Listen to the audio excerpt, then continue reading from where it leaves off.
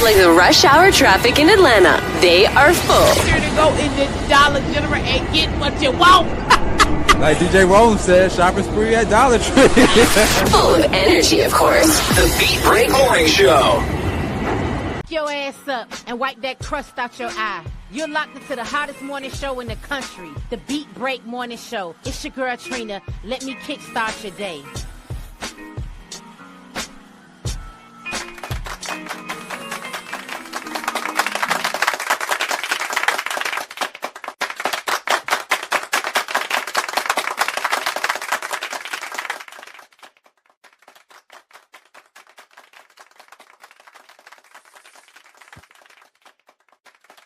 And I'm on mute.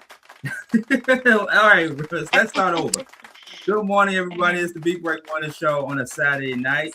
Pop-up edition. Yours truly, ladies and gentlemen, welcome. Thank you so much for coming on.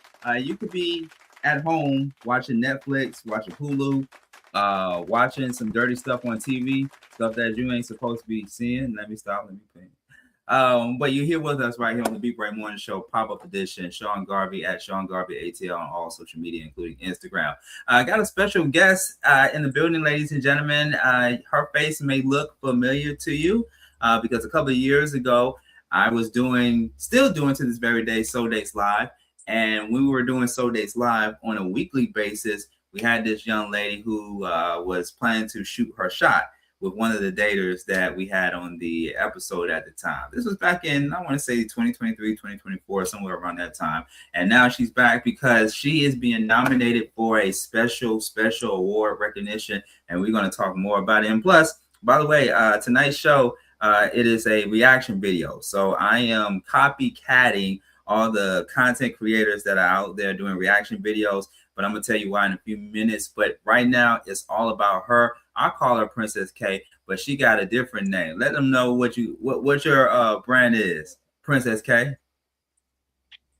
Good evening, I shall say. My name is Kevin Chiquio. Like he said, you might know me from working with him previous or other stuff that I've done outside of this connection. But yeah, I'm doing well. How are you doing? Okay, all right. Princess So, K is the nickname too. Okay. Do you mind if I call you Princess K? Because I felt like I've been calling you that. I don't. I like it. You like it? Okay. All right. So you got how many syllables in your name? You got about 7 or 8 syllables in your name. How many? 6. You got 6. Okay, you got 6 syllables in your name. Okay, all right. Yeah. And so I think like that's nice. Go ahead, I'm listening. All right, no, by the way, you going in and out for a moment there. But I was just going to ask you the meaning behind your name. It's a very beautiful name, a very unique and a very beautiful name. But what is there like a definition or a meaning behind your name? The name itself is just a chopped version of my actual name in Japanese. It gets pronounced the spelling of Karichikyo. If it's chopped off in Japanese, you would say actual name. Just like the way that it looked, because I was like, it starts with a K. That's cute. I didn't like the way that it actually looked in my name in Japanese because it just wasn't like the letter was different than my actual name. So, because like my name starts with a K, so I was like, I want something that starts with my actual name because like it'd be closer to like me than it would be anything else. But yeah, it's just it doesn't have any special meaning. I mean, my name has special meaning, which I don't really know, but I don't know exactly what the special meaning is. Okay. Like I said, it's a very beautiful and a very unique name, and very. I'm trying to think of a good word, another adjective to use. A very sensual name. Has anybody? I mean, You said it can be sensual at times. I said thank you. Oh, thank you. Okay, I appreciate it. I appreciate it. Okay, so let's get into it. I invited you to come on the show because I understand that you are currently being nominated for a special type of acknowledgement. And I want to give you the What? opportunity to turn to. Hello, can you hear me? Really? Yeah. Am I? I'm I being just so you know. nominated. Well, yeah, I mean, you sent me, and maybe you can clear it up for myself and for our audiences. So you sent me, um, I guess like a link or something via Instagram to vote for you, and I remember voting for you the first time. Appreciate you know. Can you hear By the me? way, I can hear you now, but you're going in and out. Please get started to me stream. Okay. Tell me when you can hear me say a complete sentence. Is it like right here? Yes. Okay. So the link that I sent you was Hmm. for the orbit. I don't remember exactly, like orbit channel something.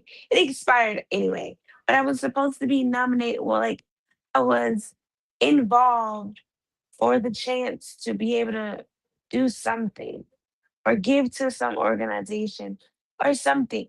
But that one ended back in June, July. Another one started, and I think it ends tomorrow. So yeah, it's just I really don't know how I got involved in it. Like You I don't think know? I just filled out a form for real. Okay. You did, so was it like a form that was sent to you online through a third party? Not exactly. Okay. No. Okay. But you send it to other people online, like to your followers on social media, perhaps? Of course. I needed the support. Okay. And I bet you got the support that you needed. Barely. I guess you could say barely because I didn't quite win, but I did come close and I did do well. Better than I even expected I would do, to be honest. Okay. I mean, So it's the classic saying: you win some, you lose some. But all that matters is that you tried. You tried your best.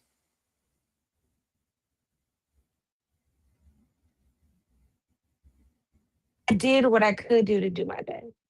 There you go. I mean, that's all you can do. That's Because all I you can had to live. just send it to you guys and y'all had to vote for me. It was on you to vote for me to support me. But by me just sending it to each and every one of those people, like encouraging y'all to vote for me, kind of Yeah. help. Yeah, And I did. I was one of the many, if not one of the few, that voted for you. appreciate it. Indeed. You're welcome. You're welcome. So outside of the voting thing, what let the people know that may not know what all you do. Like, what is your profession? My profession. Why don't we just say my crafts? Because I feel like profession is like something I would do if I like had, which I do have, like a 9 to 5 job. But like I say crafts is because it's something that's like adventurous, but you get paid for it. It's something you wouldn't mind doing, but you get paid for it. You know what I'm saying? Like something you enjoy, but you get paid for it. Okay, fair But enough. my interest, the things that I do as my craft, some that I do get paid for, and some that I don't. Right? Write short stories. gonna do a shout out. Go read TSFK. Can I curse? Can I curse on here? Even though we're live and it's Facebook. It's after hours. Go for it. Okay. Okay, I'm not gonna curse. Okay, I'm just not. I'm not gonna curse. I'm gonna say an inserted word. It's the serial effing killer. It's on my blog site called Karachikio's Words. It's KIARICHIKITO apostrophe S words. You can Google it. It's Googleable. Um, you can actually on my site, you can Google that too. You can type in TSFK or the serial effing killer with insert word there. But I do write. I write poetry. I write short stories. I've been working on writing this little story lately that I haven't really. I started a few years back as an inspiration, but I had no real direction with it because it was supposed to be a synopsis of like my life. Mostly when I do write, that's kind of how my life, like my writing go. Like if it's poetry, it's connected, like it's somewhere close to me. But if it's like a story, it's usually like some alternate universe adventure that I wouldn't mind living. Like I wouldn't mind experiencing this for myself. So I write in that pretense, like I would feel in it. But yeah, so I write, I do YouTube content, I do TikTok content, I do OnlyFans, sometimes, not all the times. Um, I do bongo modeling camp, even though I don't do that all the time. I do acting. I just recently was in. Shout out to Dr. Hims. I'm gonna shout her out because I'm pretty sure she still's not gonna be finished with the editing. But I was recently in a short film. It's in an indie film. I don't know if you guys will be into that, but if you do see it, approach your entrance and it's in your facilities, go check that out. She said she was gonna put it on Roku and YouTube. It's probably another one I can't remember because that was like 2025. It was like last year. So I'm pretty sure I'm not gonna remember any of it. But it was really good and fun experience. Thank you again for that experience. So I do acting. I have done brand ambassador where I've done like brand deals with people. Where like buy their product type energy. I've yet to do the type that I want to do. I just want to do for stuff like I like, like I know that sounds weird, but I'm not opposed to doing other stuff. I'm just saying I would prefer to do like something that I know I'm like, oh, I really live by this brand. So in regards to all that, I'm very multi-talented. I make music. I almost forgot. I've been on a few game shows, make music. Go check me out on SoundCloud. Um, Goodness gracious, I do a lot of stuff. Like I have a plethora of platforms that I actually have to dabble in every now and then. And I see why I feel overwhelmed a lot because like I let a lot of it settle, but like it's still like my child. Like I gotta feed it and nurture it, which is crazy. You have But excuse me, I'm thinking of what else did I do? Done. Yeah, because you have a hell of a list. I think that's about I can think of. Right? I do music, I do acting. I've been in a few game shows. I've done background work. And I do a 9 to 5. So let me ask you all the things that with all the things that you do. Can you hear me? I can, and maybe like we'll want to. Okay, well, maybe I don't know if we're on a 5 or 10 second delay. Can't hear me at all? It's my network or yours? It's not my network. I think it's your network. Roll the dice. I'm pretty sure to say it's mine. We do that. It was so cool. Are you laughing? Oh my god, you started moving. Okay, what about now? I can't hear you. Can't hear. Oh, okay. Do you want to just jump off and then come back on? Maybe refresh, reboot, or hop on another device? No. Not a single ounce of hearing you. Maybe you're muted again. Oh no, I'm not muted. Reboot. I'm about to At least attempt reboot or refresh. your computer or jump Except for a off, second, it was my internet. Okay. jump on, Oh, or look in the chat. Look in the chat. In the chat.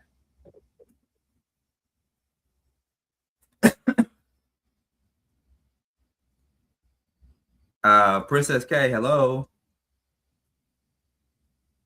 I can't hear you. Oh, you're writing messages. Okay. Reboot or refresh your computer or jump on or jump off. Okay. Just reload.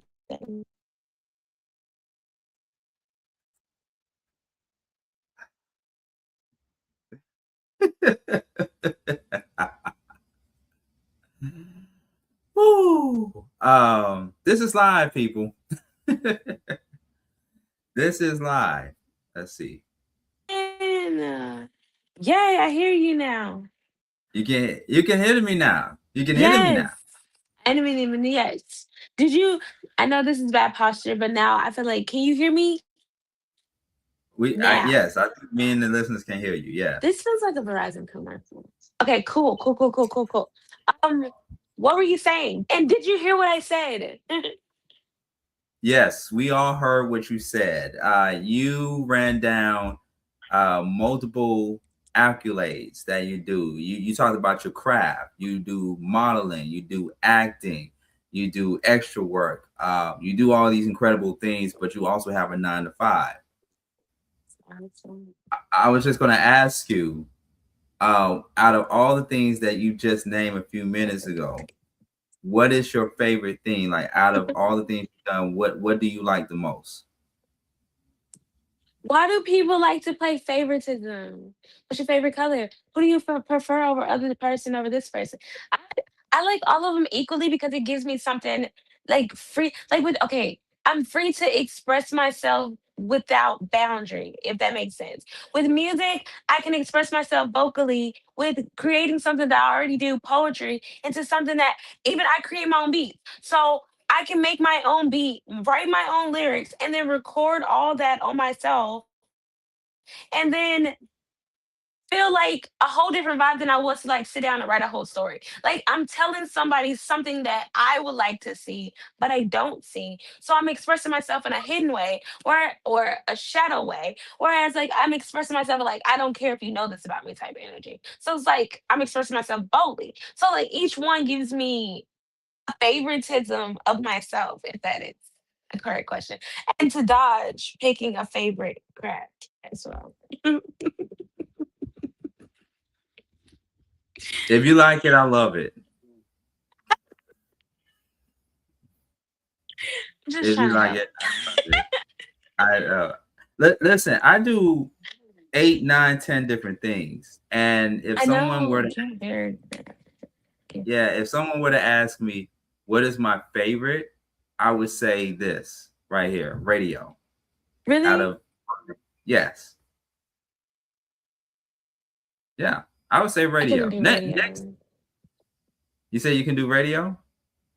Could, but I couldn't. Why not? Like, I like to talk. I love to talk. That's no problem. But it'd be the selective of words for me. That's where I would have. When I got passionate, I would have just flipped up. I would have said something that I shouldn't have said. And it would have been bad. It would have been really bad. So, no. I couldn't do that. Because kids be listening to the radio. I mean, nowadays everybody is either in radio or getting into radio, but it's more people getting into the podcast world than in radio. Yeah, or streaming, like Twitch and stuff. Mm-hmm. Yeah, so I'm not against it. I'm just saying it's just. I applaud for what you do. You're very insightful, useful, and resourceful as your profession and your craft. I appreciate that. Thank you. Speaking of radio, I remember once upon a time we had made you a part of Forbidden Honey Erotic pay-per-view, which is now being rebranded as Forbidden Honey Erotic Radio. And we decided to go into that direction now, only because of the manpower behind the scenes that could only do what it's comfortable in doing versus how we were doing it before. And just to kind of break it all down, Princess K, of what I'm talking about, when we were in the preliminary stages of starting Forbidden Honey Erotic pay-per-view, me and my team, we were going around talking to mostly online social media influencers that are adult content creators to see if they would be interested in having their videos highlighted and showcased in that particular category for mature adult audiences. And so you was one of the few that came on board for only a short period of time, of course. But I want to ask you, because you did mention OnlyFans, and I remember you a few years ago where you introduced me to your OnlyFans page, to your OnlyFans venture, and you have some. Let me just say this: you have some great artwork. You have great work, and so with you being an OnlyFans, because you're an OnlyFans, you're an OnlyFans model as well. What keeps you in that lane of delivering the type of art, delivering the type of content to your followers? Supply and demand. I really wouldn't have gotten into OnlyFans at all if it wasn't suggested by this guy just randomly. He was like, "Do you have an OnlyFans account?" And it was like way before I started. And I was like, "No." And he was like, "You should start one. I think you would do really well." Which I'm not saying that was encouraged to do it. I was curious if to do it, which honestly, with the adult industry, I'm not saying it's bad or it's good. You have to have a really good mental headspace to do stuff like that sometimes. Like you have to have a good self-image of yourself and a good self-confidence of yourself to pursue things like that. Because you're not just walking up knowing, you have to deal with the reaction of other people. And you don't know in that type of industry, you don't know what type of person you're going to get or who's going to be interested in you or you will never you'll be shocked to see the type of clientele that you would get. And for the OnlyFans, I like that's why I said sometimes because really like I'm moving a little bit away from all that because I'm like I said with the stuff that I'm doing, I'm creating an image within an image. Does that make sense? Like everybody may know me from this, that, and the third, but within that, I've done so much more stuff that like they're like, oh, I don't know that part about her. Like, oh, I never knew that. And like with the unknown, it's like ability to step away from something like that. So it's like I don't get too many requests about it. I don't really feel up to it because it's like a lot of mental drain and a lot of technology issues has gone wrong where I don't have the ability to do that at the time. So it's like it kind of worked out 50-50 for me, where it's like, yeah, I can get better and get this right. But it's like, is it all worth it at the end? Like, are you just aiming to do that to go back to something that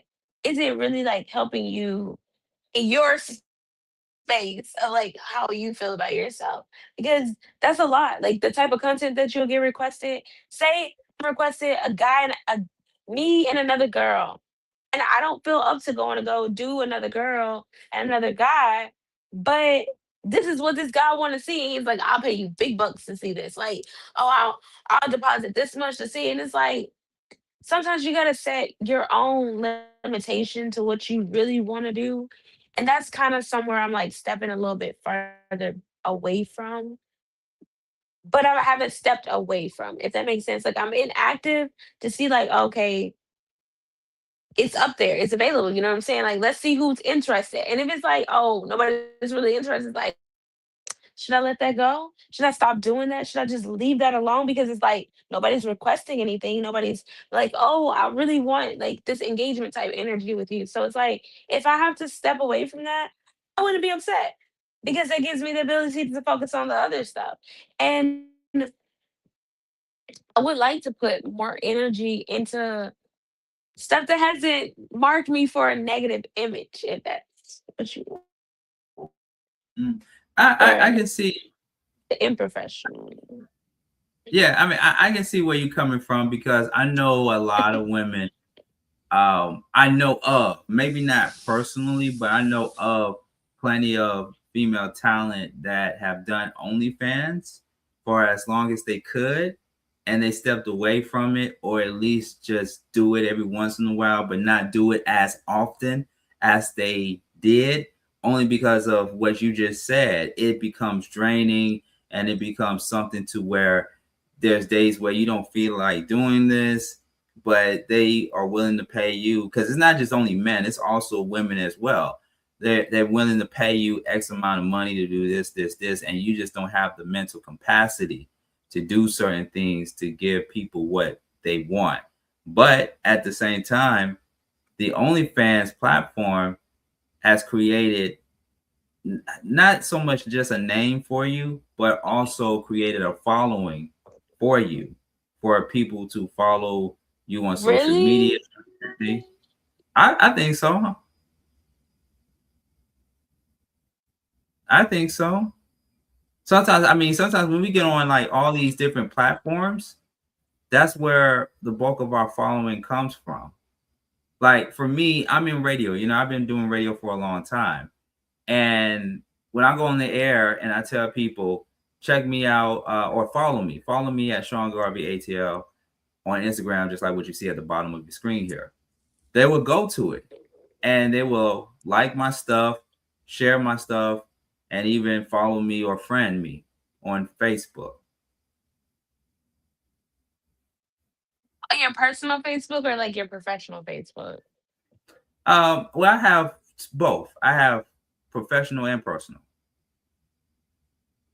So which one? But Both? They would follow you on both? a lot of times I have people following me on my personal page. And I only have very few that follow my business page. But I also, and the reason to my madness when I have people follow me on my personal page is because I want people to know the real me and not just Sean Garvey, the radio personality, but also the real me. I feel you. Yeah. I mean, I feel like it's a thin line. It's a thin line because the internet's scary. But yeah, I don't know. Like I have a business for my writing and like promoting on Facebook, but I really don't get on it. And I have like 600 followers, and I'm amazed that they just sit there. They may not engage as much, but they sit there and they do watch. I love that all these like social media networks are showing us how many views we get. Like they're like, 3 people have watched your video. I'm very happy for that. Because in my head, I'm like, oh, I know what 3 people watched my video. I know exactly who did that. Especially if it's just like a just drop video. Yeah, I know who did that. So like with the engagement, again, like I said, the same thing, which I want to touch on that too. With you wanting to do the honey the first way, which is the pay-per-view, I was totally on board. On through networking, surprisingly, I have met women, I won't say girls, women who are in the adult industry who do content like that. But the thing was, when I was asking them to do it with, like, to do it, like, for that, that's where I talk about support.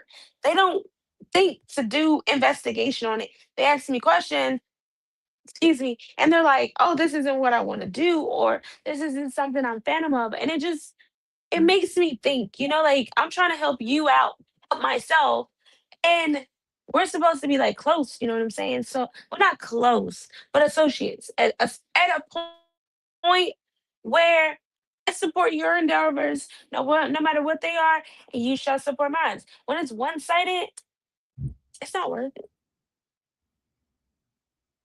Mhm. It's not giving. It's not giving what it needs to give. Mhm.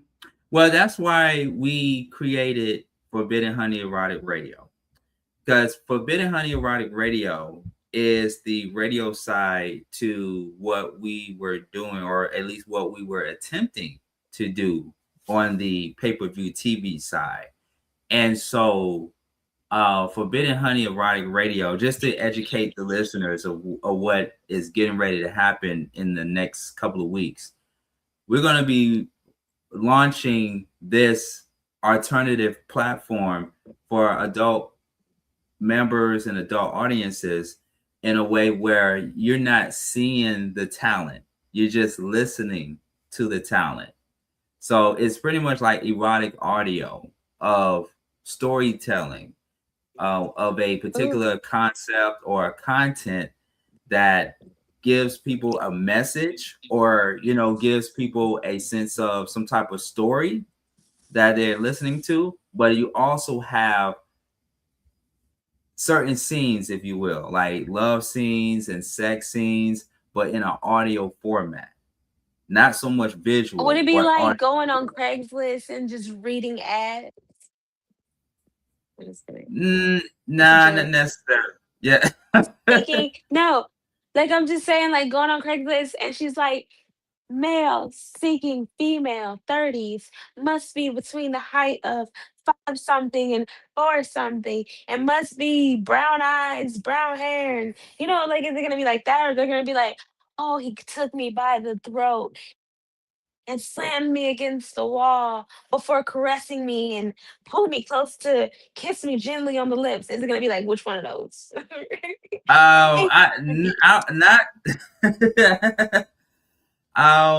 Let me just say this. I don't think there's going to be any type of BDMS in these type of content in these type of shows. But like, for example, right, there's 2 miniseries that me and my team are still working on. If Lips Could Kill and Chess. I've been promoting that on social media for the past few weeks now. And these 2 I've been seeing that. I think I've been liking it. Yeah. These 2 miniseries podcasts are thrillers. So they're like crime drama thrillers, but there's also scenes where the talent get very intimate with each other because it's all part of the storyline. That type of thing. But yeah, but you're not gonna hear. I don't think there's gonna be no choking. Well, I don't think I know because I'm the executive producer for both shows. BDSM could be invited into Thriller. What if you like have? Okay, never mind. I'm not gonna change your ideas. I'm gonna just stick No. to the plan. I mean, Plan I'm open. No, I'm open to ideas. Go for it. I'm open to ideas. No, because you don't want to incorporate BDSM, and I feel like that's a big hidden gem. Like a lot of people are into that. Not to say a lot, but a few people are into that I know and don't know in life. But I just feel like, especially with Thriller, those two accord well, they would go really well together because you'll have the we have he puts on the leather and we do the stuff. But with the Thriller, it's like you can have 2 people or 2 individuals, not even just people are individuals. You can have 2 individuals who are getting hot and sweaty, and then Mhm. like a serial killer who just escaped from a prison down the road from this cabin in the woods type situation that they decided to take a vacation for their relationship to save it, and they get slaughtered house by them. So like you got Mm. the kinky Mm. relationship part that gives it, Okay. oh yes, I want it. But then you got the person coming in, they're like, yeah, I'm gonna kill him. Like, I don't care who I kill, I'm free. Like I just killed like 30,000 people before they lock me up. Now I can Right. kill my Right. first one tonight, like happiness. I Yeah, mean, like that. I'm just saying. no. Some You thought saying some good stuff. penny for my thought. You saying some good stuff. I mean, I'm listening and I'm taking it all in.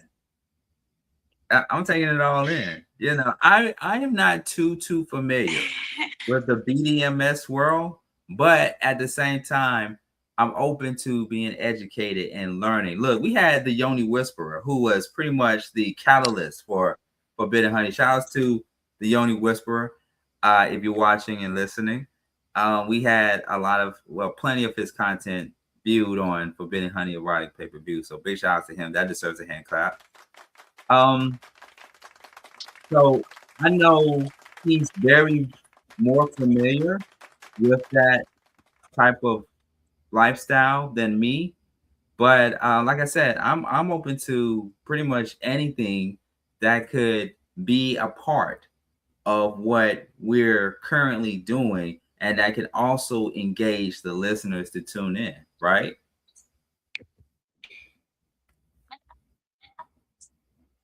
For one. Mm-hmm. Yeah. So I'm glad I'm glad we're having this conversation, Princess, because I'm glad we're having this because I would love to have you come back to Forbidden Honey and like do some audio erotica with us. I'm saying that, and I'm saying that this is like breaking news. I'm saying this exclusively on the Beat Break Morning Show.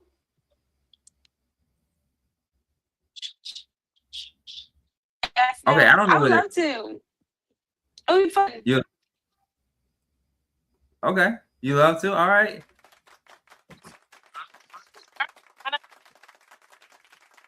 And you breaking up again just a little bit, FYI. So there might be a delay. But we can discuss more details. You're giving me the thumbs up. Okay. Well, we can discuss more details offline. Okay, that'll work. Okay. That'll work. I mean, we can do that. Can you hear me clearly, Verizon? I can hear you now. Yeah. So I was Verizon. just gonna all I need is the glasses and the Verizon red jacket. Oh yeah, that's all I need.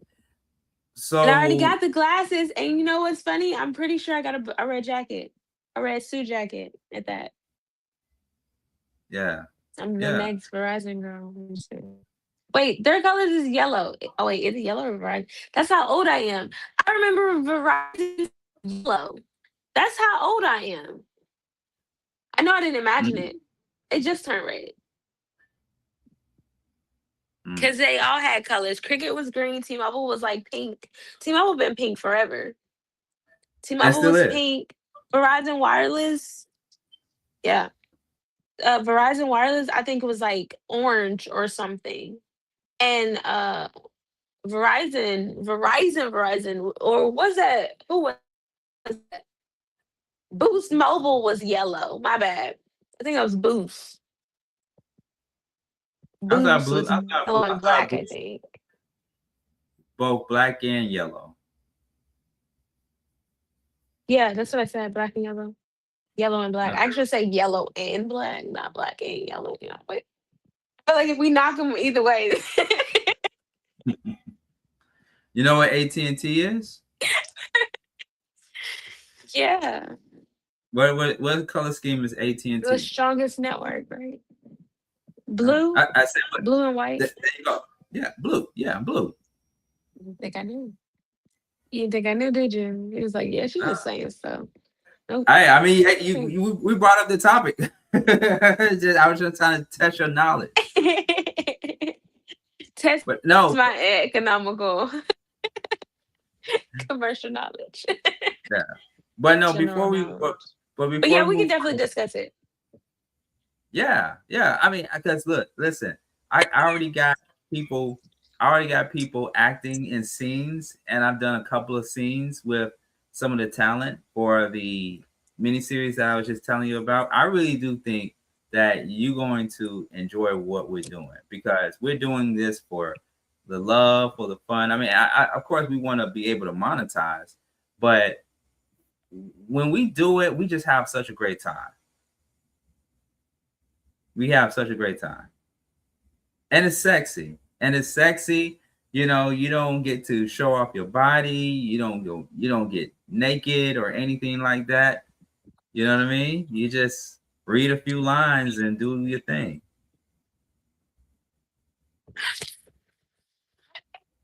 Sounds dope. I'm cool for it. I'm down for it. Okay, awesome, Lined up. awesome. I tell you what, I see you because we're right now we're working on doing some post-production work for those scenes, so that way we can go in and edit it and put it out there. And so once we get done, I can email you a few links, or a few, not even links, but hard copies of the audio so you can hear them for yourself. Sounds good. Okay. All right. Princess K, ladies and gentlemen, right here on the Beat Break Morning Show. Late night edition, kind of somewhat late night, not all the way late night. You know, it's still prime time hours. We're doing a pop-up Beat Break Morning Show because I want Princess K to stick around for just a few minutes. I know she got to go very soon, but I did a podcast, and I told you this offline, Princess. I told you about a podcast I did not last week. This was a pre-recorded podcast that I done with the host of the show back in March of this year. It just now got aired, and the team behind the show, they put out a 30 clickbait. That's what y'all call it nowadays, clickbait, of me talking about an experience I had with my then girlfriend, who is now my ex, back in 2020. And it took place at a massage parlor, and it involved a dude giving me a massage. And so let's just say Princess K, Instagram, or I should say Black Instagram, went in on your boy. So I'm going to play a video. If I can find it. No, not if. I know where it's at. I'm going to play a video, a 30-second video, Princess K, and I wanted to get your thoughts on it. Because when this video I'm going to put my came out, glasses on so I can see. so you can see? Okay. I want to get your thoughts on it because when this video clip came out and people saw it, everybody had an opinion. Of course, this is social media, so it's a place for opinions. But there were a lot of people that commented on it and probably didn't even see the full entire video, which is only 30 minutes and some change. So let me go ahead and play the clip. And Princess, I want to get your thoughts on it. And I will share my thoughts on this particular video clip. Here we go. A guy to massage me. He massaged me to the point where I got very aroused. I remember on my birthday, she took me to a massage parlor. And well, actually before that, she took me to a bar next door on my birthday now to have some drinks. And she told me that she wanted me to have a massage. She wanted to get me a massage, but she wanted a guy to massage me. Oh, yeah. Okay. She wanted a guy to massage me. And I was like, I don't know about that. I think I'm good. I think I'm good on that. But, you know, we had some drinks and whatever to kind of like loosen me up and whatnot. So I went in. She waited in the front lobby and took my clothes off and everything. Okay. And I get on the bed, on the thing, for him to massage me. And it felt very weird at first. Mm-hmm. But then, you know, the liquor kind of kicked in and everything. Okay. And so he massaged me to the point where I got very aroused. And one thing led to another. Oh. Yeah. Oh. And yeah, we kind of got it in. Like, you and the guy, or you and the girl? Me and the guy. Oh, okay. Yeah, we got it in. And I told her about it towards the end of the night. And she was like, I knew it. I knew it. She tried to trick you? Or I don't think she tried to trick me. She was trying to get me to be open to other things because she was about that life as well. All right. Okay. Are you Let's serious? talk about it. Is this real life? This is real this life. real life? Are you serious? Yes. This is true story. Okay. I got story. 3 points. I got 3 You get- points. She Okay. shot some of them, but I got 3 points. Why was she so interested in getting massaged by a guy? Okay, let's start with question 1, and I'm gonna need you to repeat it because you went in and out while you was asking that question, by the way. I said, why was she so better lack of words, better lack of words. Why was she so interested in getting you to get a massage? Okay, let's start with question number 1. Why was she and I'm just reiterating to our viewers just in case they didn't hear it. Why was my girlfriend at the time so interested in me getting massaged by a guy? Okay, so I said in that commentary that she was a part of that life at the time, meaning that she too was a part of the LGBTQIA community.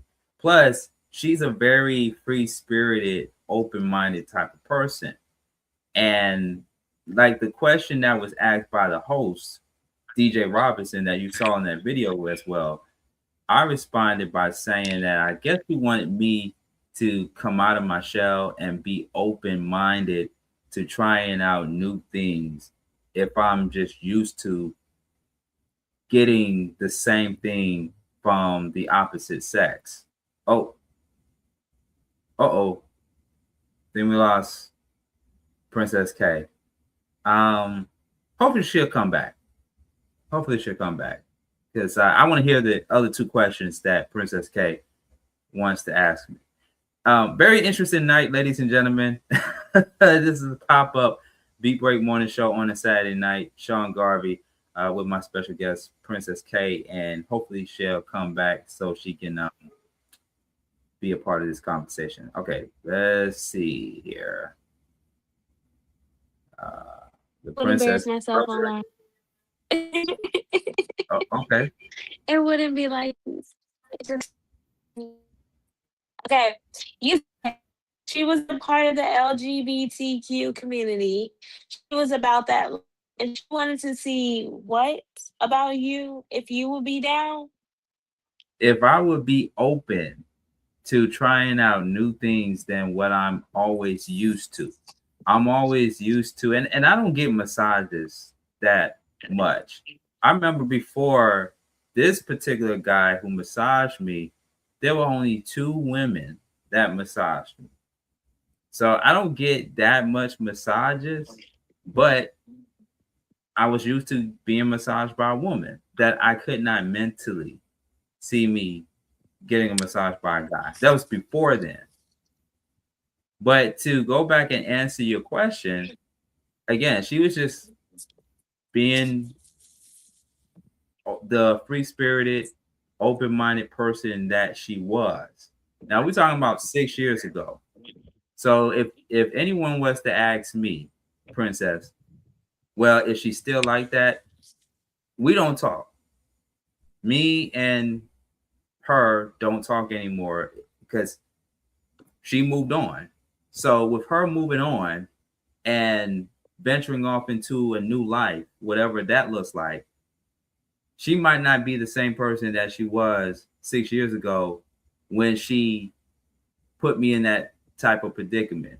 You know what I mean? Because, people grow and they don't stay the same that they were 6 or 10 years ago. So I just wanted to make that clear to our viewers and audiences. I hope not.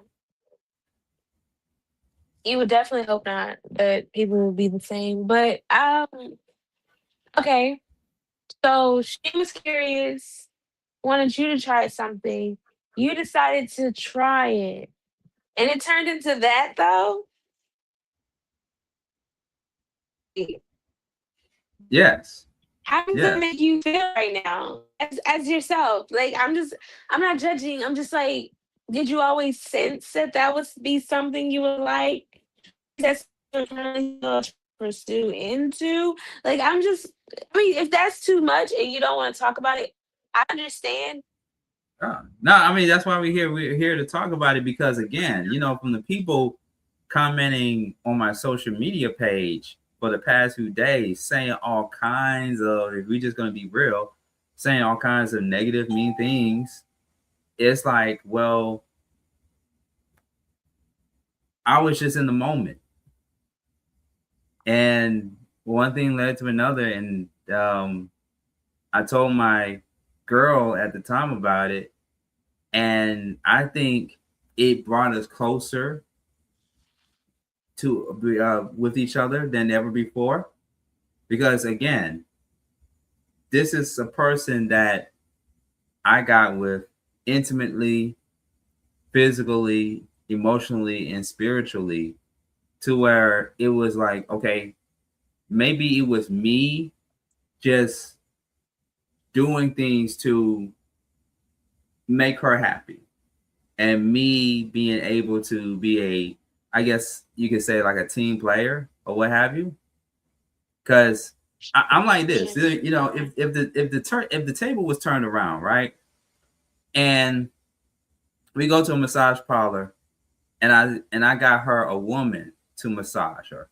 Now, of course, people will look at that differently compared to a guy massaging another guy, because we live in a double standard society. We live in a double standard society where when women do things with other women, it's okay. Go ahead, Princess. I made a snide comment. I personally don't care. Always, my slogan is, if you're gay, that's cool. Just be gay with you. You ain't got to be gay with me. Just be gay with you.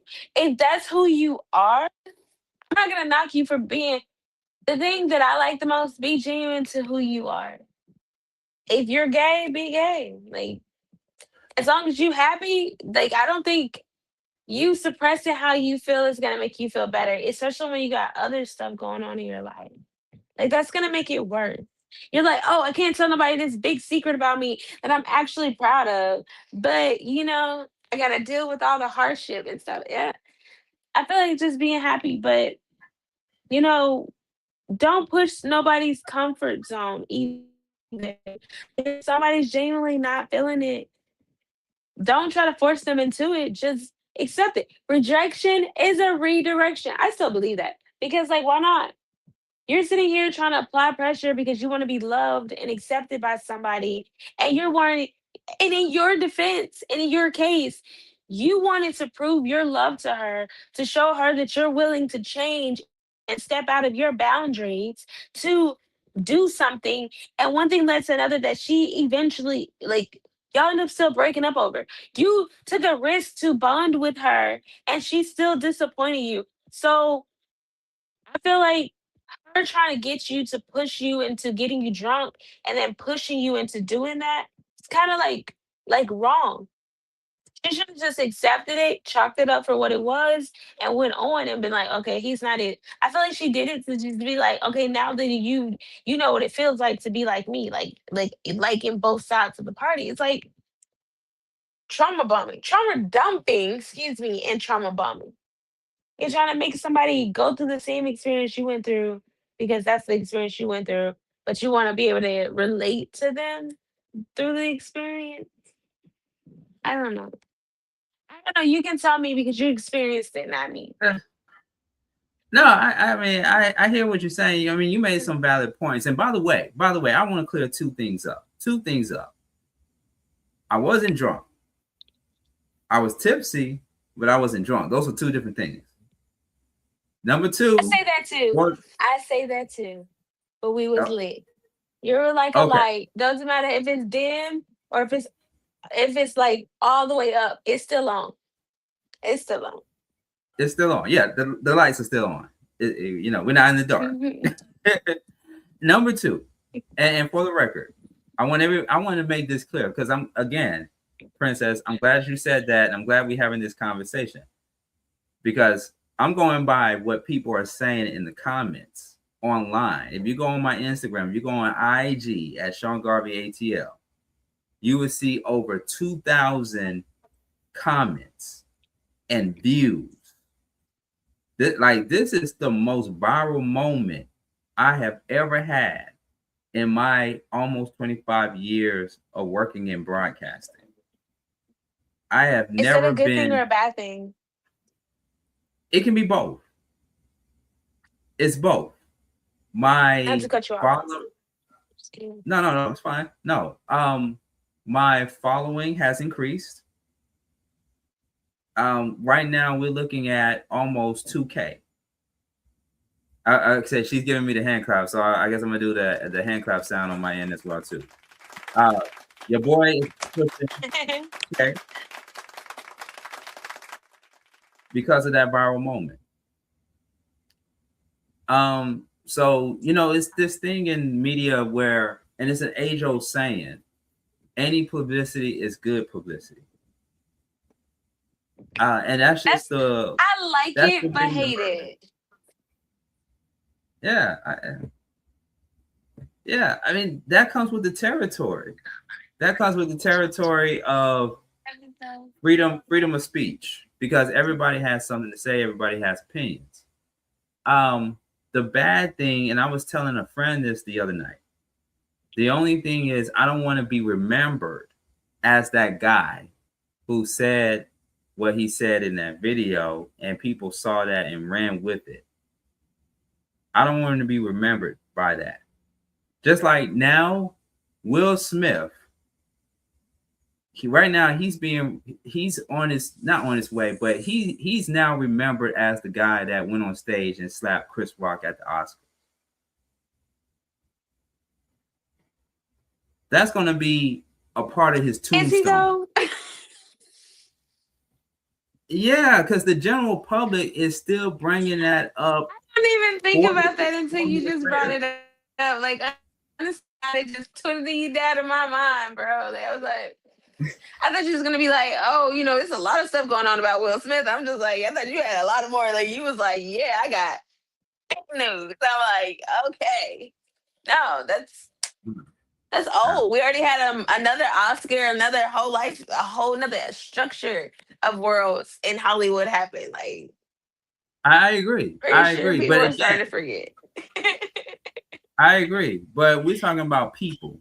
We're talking about people, the general public, and them bringing up stuff. Because I even read somewhere that Aunjanue Ellis, the actress who played opposite Will Smith in the biopic film King Richard, that Will Smith won an Oscar for, the same night he did what he did towards Chris Rock. Aunjanue Ellis said in the interview, basically defending Will Smith, that, I'm just paraphrasing, you can't tolerate a butthole for saying what he said or something like that. So she defended Will Smith that night. And again, this is people, whether it was the interviewer, whether it's the interviewee or whoever, these are people that keep bringing something up that happened 4 years ago. You know what I mean? So it's the same thing. It's the same thing with that video that went viral with me being asked about one of my craziest dating moments.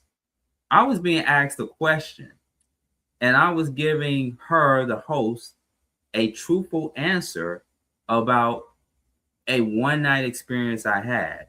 And let me say this, because I don't want Princess, I don't want to remiss this. I don't want to forget saying this, because again, people would take information that they saw in a 30-second clip and run with it.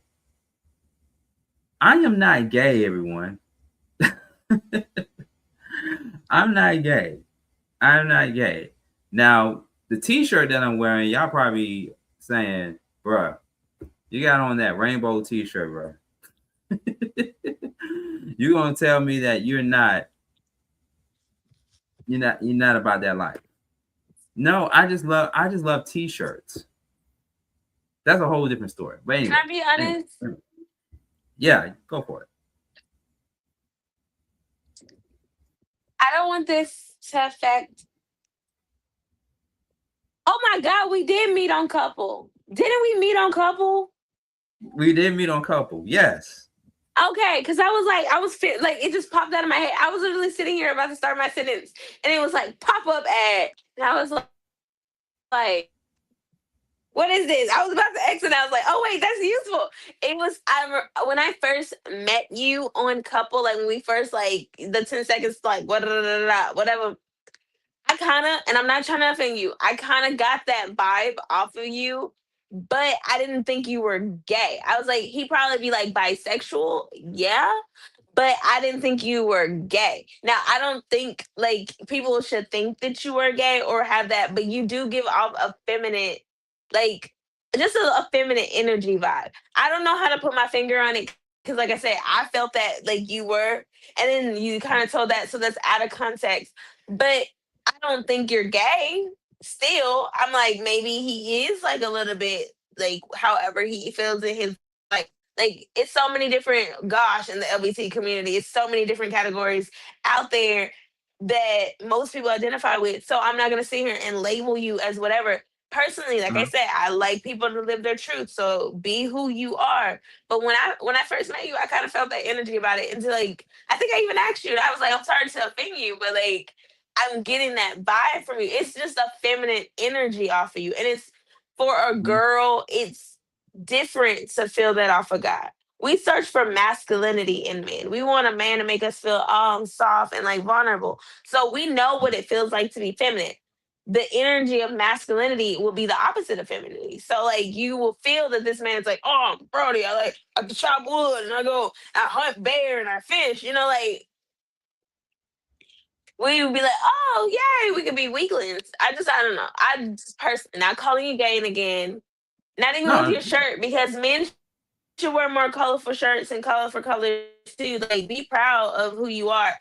And if you're not comfortable with your sexuality, that's the conversation you need to have with yourself, not with everybody, with yourself, because that's you. If you have a feeling like, oh yeah, like with me, I wouldn't say I like girls, but I've been with girls before. The only thing with me is the same way I feel towards men. Women will lie and cheat on you and use you and disrespect you and hurt you and everything that a man will do. The only thing with a woman, most of the times, you can be really close to her and she'll do that. With the man, you will be very physical with him and he will do. Do you see the difference? A woman, I'm emotionally attached to myself with her. Like we're just giggling about our future plans, talking about if we're gonna have kids or not. And she still can be cheating on me and breaking my heart the same a man will. But the only thing with a man, we'll never have that conversation, but we will be intimate like we're gonna have that conversation, which will give me the same dopamine like expression of the situation.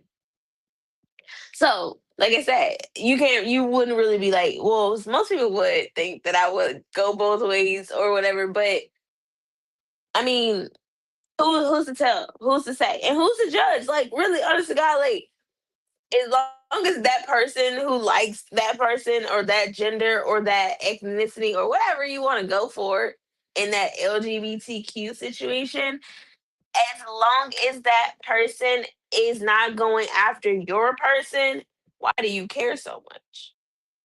You don't have to wake up. This is one less person in the competition market that's like, oh yeah, I'm gonna go and try to be with the person that you're interested in.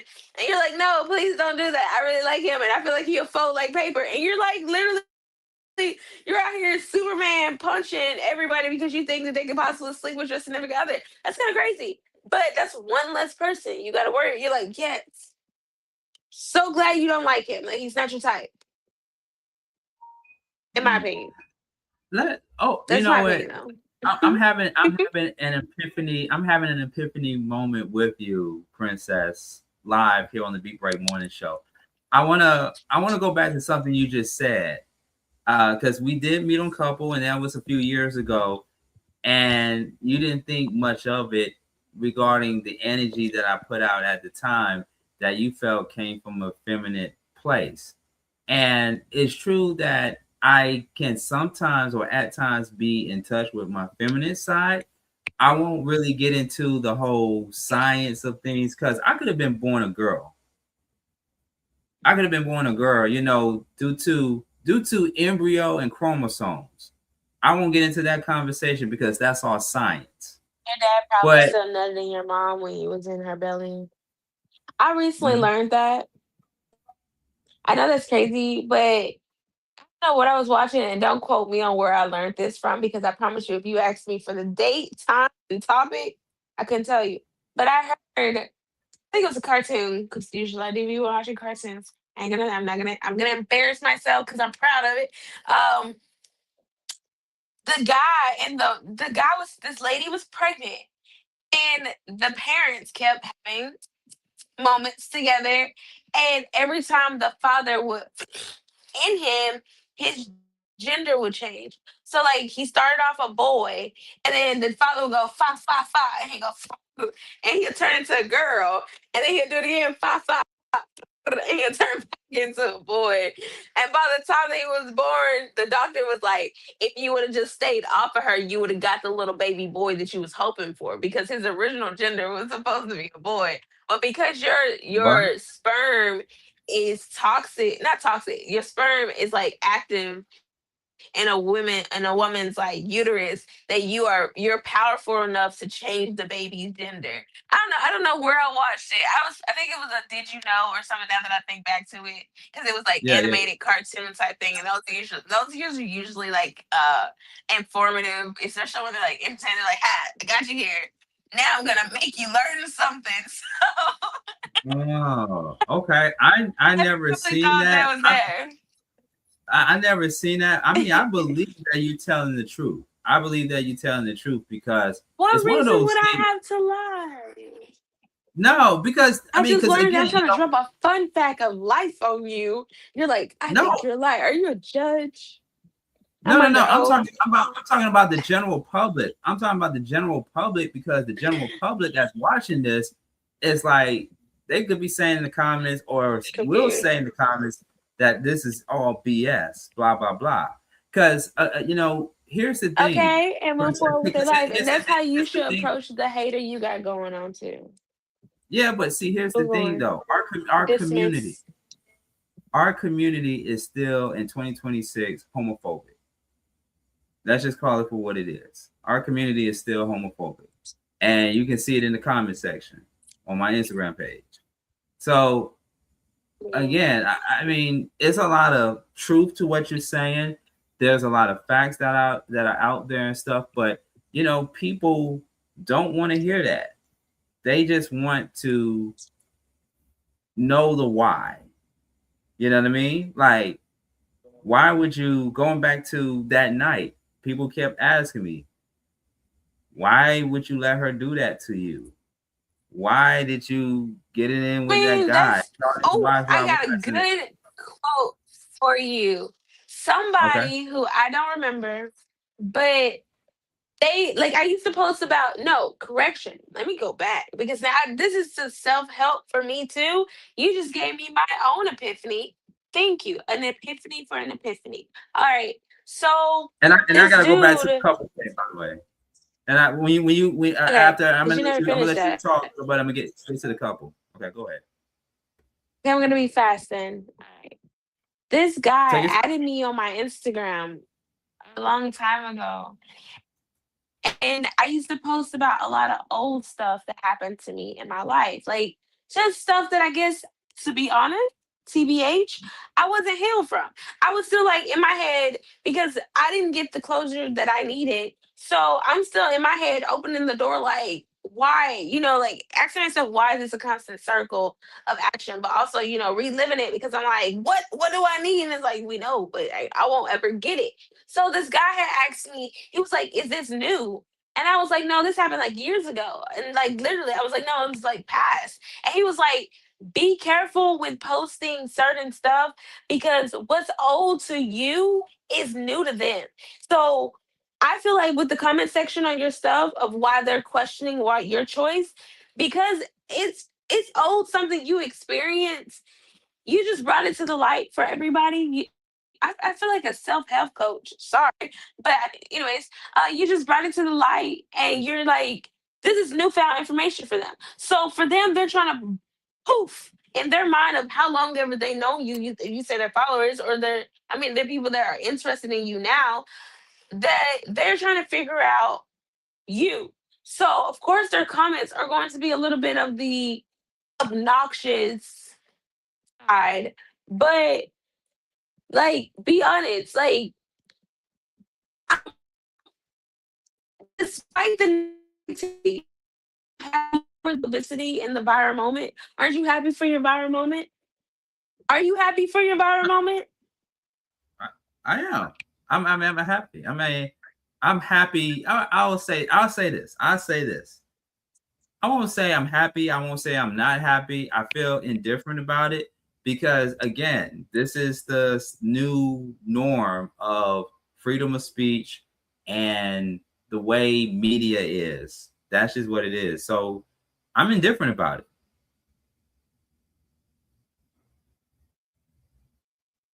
Uh-oh, I think you froze up again. Don't say that. That I'm indifferent about it? Did I move? No. Uh-oh. I said don't say I froze. That's scary. Well, you did froze. I did? Yeah. Oh, well, I can hear me, but I'm frozen.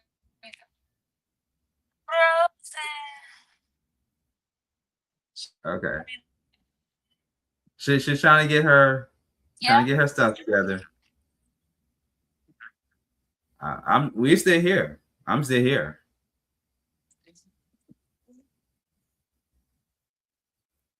Okay. She'll be back. Wow. Okay. Wow. This has got to be one of the most interesting shows I have ever done. An hour. You say you was doing this an interesting show? This is one of the most interesting shows I have ever done. Is that bad or good? Wait. No, it's good. It's great. It's great. It's great. It's one of those. It's one of these shows where you just don't know how it's going to turn out. I had to do some throwaways episodes where I was like, nah, this can't be re-aired. Nah. But I didn't expect this. I didn't expect for us to like really do a deep dive in this conversation. But I want to go back really quick. I want to go back to the couple thing, because what you made me realize is that when it comes to masculinity can show up in different forms. But the one that a lot of women, especially Black women, are more familiar with right now in this day of age is toxic masculinity. That's the hot button topic that a lot of people want to have conversations about regarding how a man treats a woman. And so when people think of toxic masculinity, they think of a man being too manly, too demanding, too controlling, not treating his woman well, this, that, and the other. He's too bold or too masculine. So that's one aspect of masculinity, but that's not the entire masculinity, if that makes sense. Because there's toxic masculinity as well too. Well, I'm not saying toxic though. When I speak, let me speak for myself then, because I don't want to speak for every woman. And if you can let me know or whatever when you air this, that the girls are like, I don't agree with her. I don't care, to be honest. But this is just speaking for myself. I can't speak for everybody. When I say masculinity, I'm not saying my man needs to be like chopping wood all the time. Sometimes if he showed me his softer side, like his feminine side, where he's like, baby, I don't want you to do that. I'll miss you too much. Yada yada yada. On the go without us starting an argument. Like I'm like, what's wrong with you? And instead of him going, nothing. Leave me alone. Like he's like, oh baby, I just want you to da, da, da, da, da. I feel a little bit better than I'm sitting here where I'm like, I'm trying to communicate with this guy. I'm trying to make this work. And he's giving me breadcrumbs and basically feeding me like I'm a stray dog on the street. I'm not no stray dog on the street. I got a house. I got a bed I can sleep in. I don't have to be fed by you. So I feel like when I say masculinity, I want a guy, like I said, to compare and contrast. Some guys will open doors for me, some guys wouldn't. Some guys will want to go on dates. Some guys wouldn't. Some guys will want to get to know me on sense of what's my favorite book or what's my favorite color or what do I like to do in my spare time. Versus guys are like, just want to be around you to engage with you, to like have relations with you. So when it comes to masculinity, for me, I want a man whose intentions is his intent. Like you're not just coming towards me going, "Hey, can I get to know you? X, Y, and Z," and then wasting my time to her 30 minutes, and I'm like, "Yeah, I like roses and I like to do makeup on the side." Like, no, you need to show a real genuine interest, or I'm gonna be like, "Yeah, I really don't want to be a part of this conversation." And we all know how dry Texas are, and I shouldn't be proud of this, but I am because of my bad habits, if you can say, dismissed a lot of things that probably would have been bad for me, if that makes sense. I was already dealing with my bad stuff, but here I am adapting to somebody else's indifference. And I'm like supposed to accept that. Like, it's like, no, I could have been good without that. So, like, I feel like with my masculinity, I want my man to just be open with me. I want him to be able to communicate with me, regardless if it's like a moment where he's like, I don't like this. I can explain to him, yeah, you might not like this, but you make me happy by being a part of this with me. So, regardless if you're miserable right now and you want to go home and play Call of Duty or whatever that you want to do, you're going to stick this one out because you want to be with me and you love me. That's a moment that I could look back and be like, yeah, that made him look really like crazy and he probably didn't enjoy himself, but he showed me that he loved me, that he's loyal, that he's committed to me. He showed me that, words are words, but he showed me actions. He actually showed me actions. And that's something that, like I said, with this day and age, you said toxic. The toxicity, it will be like you got a man who's love bombing you or who's texting you every day, all day, just to be up on what you're doing so he know not to cross paths with you or he knows not to do something. But then you also have men that love bums you, that text you good morning, I love you, I hope you have a great day, type stuff, and then ignore you for days. You never hear from again. These motherfuckers could like literally fall off the face of the earth, and you be like, I hope he's wearing an astronaut suit and he ate today. Like you don't even know, and that's some girls. We, in a girl sense, girls, we only are given what y'all are willing to give us. So we sitting here going, oh, hey, it's a nice guy. He looks sweet. He looks like he'll be good to me. I wonder where this can go. The whole time we're not sure, but we're proceeding forward. The whole time we're with you, which most of us most women are figuring out that you're mimicking me. You're basically going, oh, I like her. Let me appeal to her like you did by putting on the same colors as her or wearing something that would make her feel attracted to me. Whereas you don't pose a threat to me. So I walk up to you feeling none threatened when the whole time this was just a facade. Like this isn't really your personality. And then as you see the spark of getting me die, as you start seeing like, oh, she's not as special as I thought she was. She don't glitter in the sun like Twilight, like I thought she did. You're gonna start losing interest in me. So you're gonna become colder and meaner to me. All that, oh baby, I want to spend every day with you is gonna turn to, can I get some time by myself?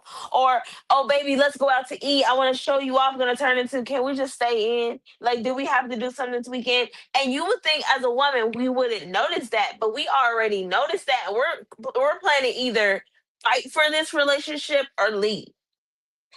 Stay here and be committed to a man that we physically can see that he is not interested in us by the way he talks to us, the way he treats us, the way he responds to any action towards us. We start thinking in our head, either it's better to be alone or go find another guy that's gonna do this to me. At least he can upgrade the level. Like I'm at Pack C getting a great basic package. Maybe he would elevate it and do the like maybe we can get further in a relationship before he snaps out of it and starts being himself. So you spoke on toxic. And like I said, there a lot of men, and I'm gonna speak on this because this is also a fact, and we can fight in the comments, we can argue left and right about this. I don't care. But I'm gonna say my statement because what the universe sends to me to know is what the universe sends me to know. And I know too much. That's why I gotta step away. There's a lot of men that are DL that does not want anybody to know that they screw with dudes, that don't want them to know that they have any interest in men. And that's why we have so many toxic relationships because women are dating these DL men and we're trying to figure out why he want to beat on us but spend all day with his boys is because he prefer men's company over women. And just to keep his macho appearance up, he dates us and drives us lunatic mad, drops our confidence down, make us lose weight, make us stop loving ourselves, loving the things that we're passionate about, loving the things that we love to do, just for the sake of being loved by this person, to find out this person never loved us. He loved the man the whole time. So when you say toxic, you got to come from the perspective of what is actually toxic and why is it toxic. We can all throw labels on anything: gay, straight, happy, sad, mad. But what makes it that way to you? I can sit here and say I'm happy all day long, but what makes me happy? Is it the fact that I'm alone? Is it the fact that I'm in a relationship? Is it the fact that I got a job? Is it the fact that I'm alive? Is it the fact that my religion is what's my happiness? And that's why I say most people need to mind their business. Because if you don't even know what makes you happy, of course everything about me is going to irritate you. Because you're trying to figure out why she's so happy. Because I'm okay with myself and you don't even know who you are. You know what you are, but you don't know who you are. Well, it's two different categories. I know what I am and who I am. I don't. When the cameras cut, I'm still the funny, genuine, loving person I am when the cameras are on. Except I got a script and I got to follow somebody's instructions. Just like at work, I'm still the funny, loving, outgoing, positive person that I am. Except I got to follow instructions and go through about a safety protocol. So in life, if people aren't comfortable with who they are, of course they're going to cause problems for the next person because the next person is just trying to love you from a place of pain that they're trying to heal from. And that's why you have toxic. You have girls who are heal from stuff and men trying to heal from stuff, meeting people who won't accept stuff about themselves, creating havoc between a yin and yang, a yin and yang, a balance. As long as he gives me what I need, I give him what he needs to secure that we have each other's needs, but our wants aren't being met. I give you the security of having a relationship. You give me the security of knowing I have somebody though, despite if you treat me like crap. I'm still loved in some aspects because one, I don't love myself, and two, you don't respect me. So that makes it perfect where I can go, yeah, I'm with somebody who cares, but not enough to hinder me on purpose. They hinder me because of the fact that they care enough to not want to lose me. In our mind, it becomes psychological like defect or something. But a lot of men are on the DL and they don't want anybody to know. They don't care. And that's who's causing the problems.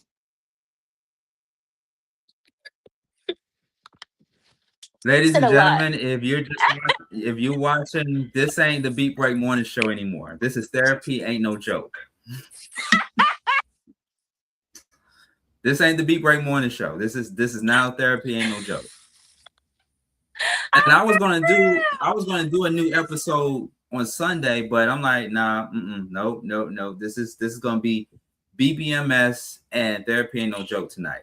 All right, so you already got people not commenting, but you got a lot of people tuning in now. I want to shout out to Stephanie, shout out to Radio 6 Raheem, shout out to T-Quest, and shout out to Jay Bliss. Big shout out to you guys for watching in real time. Okay, so I gave you Princess. By the way, we have Princess K joining with us right here on the Beat Break Morning Show. If you're just tuning in with Sean Garvey pop-up edition, I gave you 20 minutes to get all that off. No interruption. which of course, you know, we got to be respectful. So now I got to respond. Here's what I got to respond. I know. Okay? I gotta try to. And I don't. I'm I'm not. No. I'm not going to give you no pushback. trouble because I'm going unstable. Make sure you move. I'm not on. Wait. You going in and out. Princess, you there? Why is it always kicking out? Maybe because you telling too much truth. I don't know. You got me laughing. I told it. I didn't do anything. I just listened. This I is just so listened quick. for 20 Oh, minutes. Okay, jump back on before I can. You know, I got a lot to say on that. I'm waiting for her to fix whatever she got to fix in the background, and then she'll come on because I got a whole lot to say. But I'm going to keep it under 20 minutes in lieu of time. In case you're wondering, why are we having this conversation? There was a viral moment that happened to me over the past few days about an experience I had one night with my then girlfriend at the time. This was something that happened 6 years ago. And I was being massaged by a guy. One thing led to another. I told my then girlfriend about it. my bad, buddy. Okay, there we go. My bad. Okay, your turn. I'm gonna mute my mic. Okay, so I can speak now. Why you doing things? Okay, she's on mute. I'm just quarterbacking what all we discussed and why we having this conversation is for people who are just now tuning in to the Beat Break Morning Show / Therapy Ain't No Joke. So, and hopefully Princess is listening and she's not froze up because I want to make sure that Princess hears everything that I got to say to her in response to what she said. And I'm not going to even give her no pushback or anything. I'm just letting her and you, the viewers at home and the listeners at home, know what all I've been through over the past 6 years in my dating life. And maybe even before I got with my last ex-girlfriend. I would say it was a bit different before the pandemic. But after the pandemic, things change. But we'll get into that in just a few moments. Matter of fact, let me do this. Let me play the clip that went viral until Princess comes back. I'm going to play it again so that people can watch it and see it in case you all didn't see it. But here's the clip that got a lot of people talking and even us having this conversation. Let me rewind it. She wanted a guy to massage me. He massaged me to the point where I got very aroused. I remember on my birthday, she took me to a massage parlor. And well, actually before that, she took me to a bar next door on my birthday now to have some drinks. And she told me that she wanted me to have a massage. She wanted to get me a massage, but she wanted a guy to massage me. Oh, yeah. Okay. She wanted a guy to massage me. And I was like, I don't know about that. I think I'm good. I think I'm good on that. But, you know, we had some drinks and whatever to kind of like loosen me up and whatnot. So I went in. She waited in the front lobby and took my clothes off and everything. Okay. And I get on the bed, on the thing for him to massage me. And it felt very weird at first. Mm-hmm. But then, you know, the liquor kind of kicked in and everything. Okay. And so he massaged me to the point where I got very aroused. And one thing led to another. Oh. Yeah. Oh. And yeah, we kind of got it in. Like, you and the guy or you and the girl? Me and the guy. Oh, okay. Yeah, we got it in. And I told her about it towards the end of the night. And she was like, I knew it. I knew it. She tried to trick you? Or I don't think she tried to trick me. She was trying to get me to be open to other things because she was about that life as well.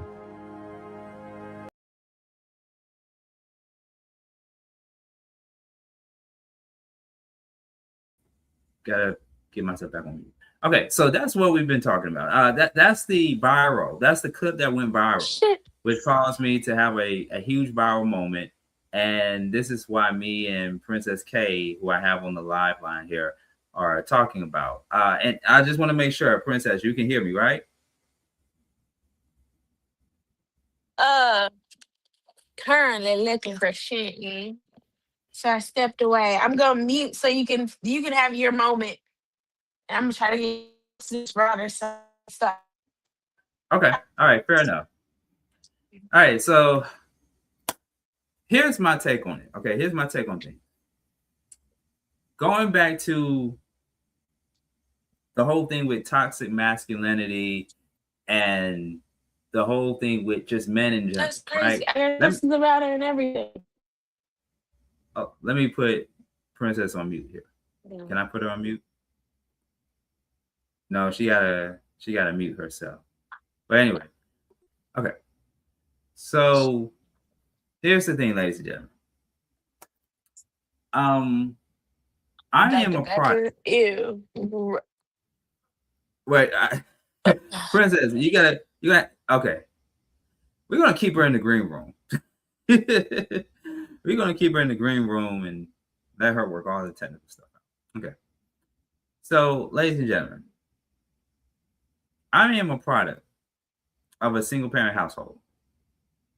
And I shared this thousands of times on radio and on podcasts. I've been raised by my mom. My dad wasn't active in my life, most of my life. And I've only been raised by my mom and by my community, if we just being totally honest. And what I mean by my community is that, back then, 40 some years ago, it was about a village. And of course, my grandmother, God rest her soul, was the matriarch of the family. But I was also surrounded by good male role models. So even though my biological dad wasn't present, I seen a lot of positive Black male role models growing up in the community that I was raised in. But over the years, from my childhood to my adolescence to my teenage era, I still did not have a male figure to teach me or to raise me to be a manly man. I had to learn all of that on my own as I got much older. And I had to go through the shits that I had to go through later on in life. But that's neither here nor there, because I still turned out to be the person that I am today. And I give credit to my mentor, Reggie Gay. If it wasn't for him, and I've said this a few times before in the past on my media platform, if it wasn't for my mentor, two things would have happened. I would have been dead or in jail. Radio saved my life. And I'm not saying that radio is the only thing that I'm good at doing, but radio is like an escapism to me from being out here in these streets. Because let me tell you all something, coming up from a community where it was mostly urban, and I did live in the hood. I lived in both the suburbs and the hood. And I've seen both sides. I've seen positive male figures, and I've also seen bad male figures. And the ones that I've seen that were bad male figures did end up dead or in jail. And I did not want to be a part of that world. So I got into radio because that's just what I was born to do.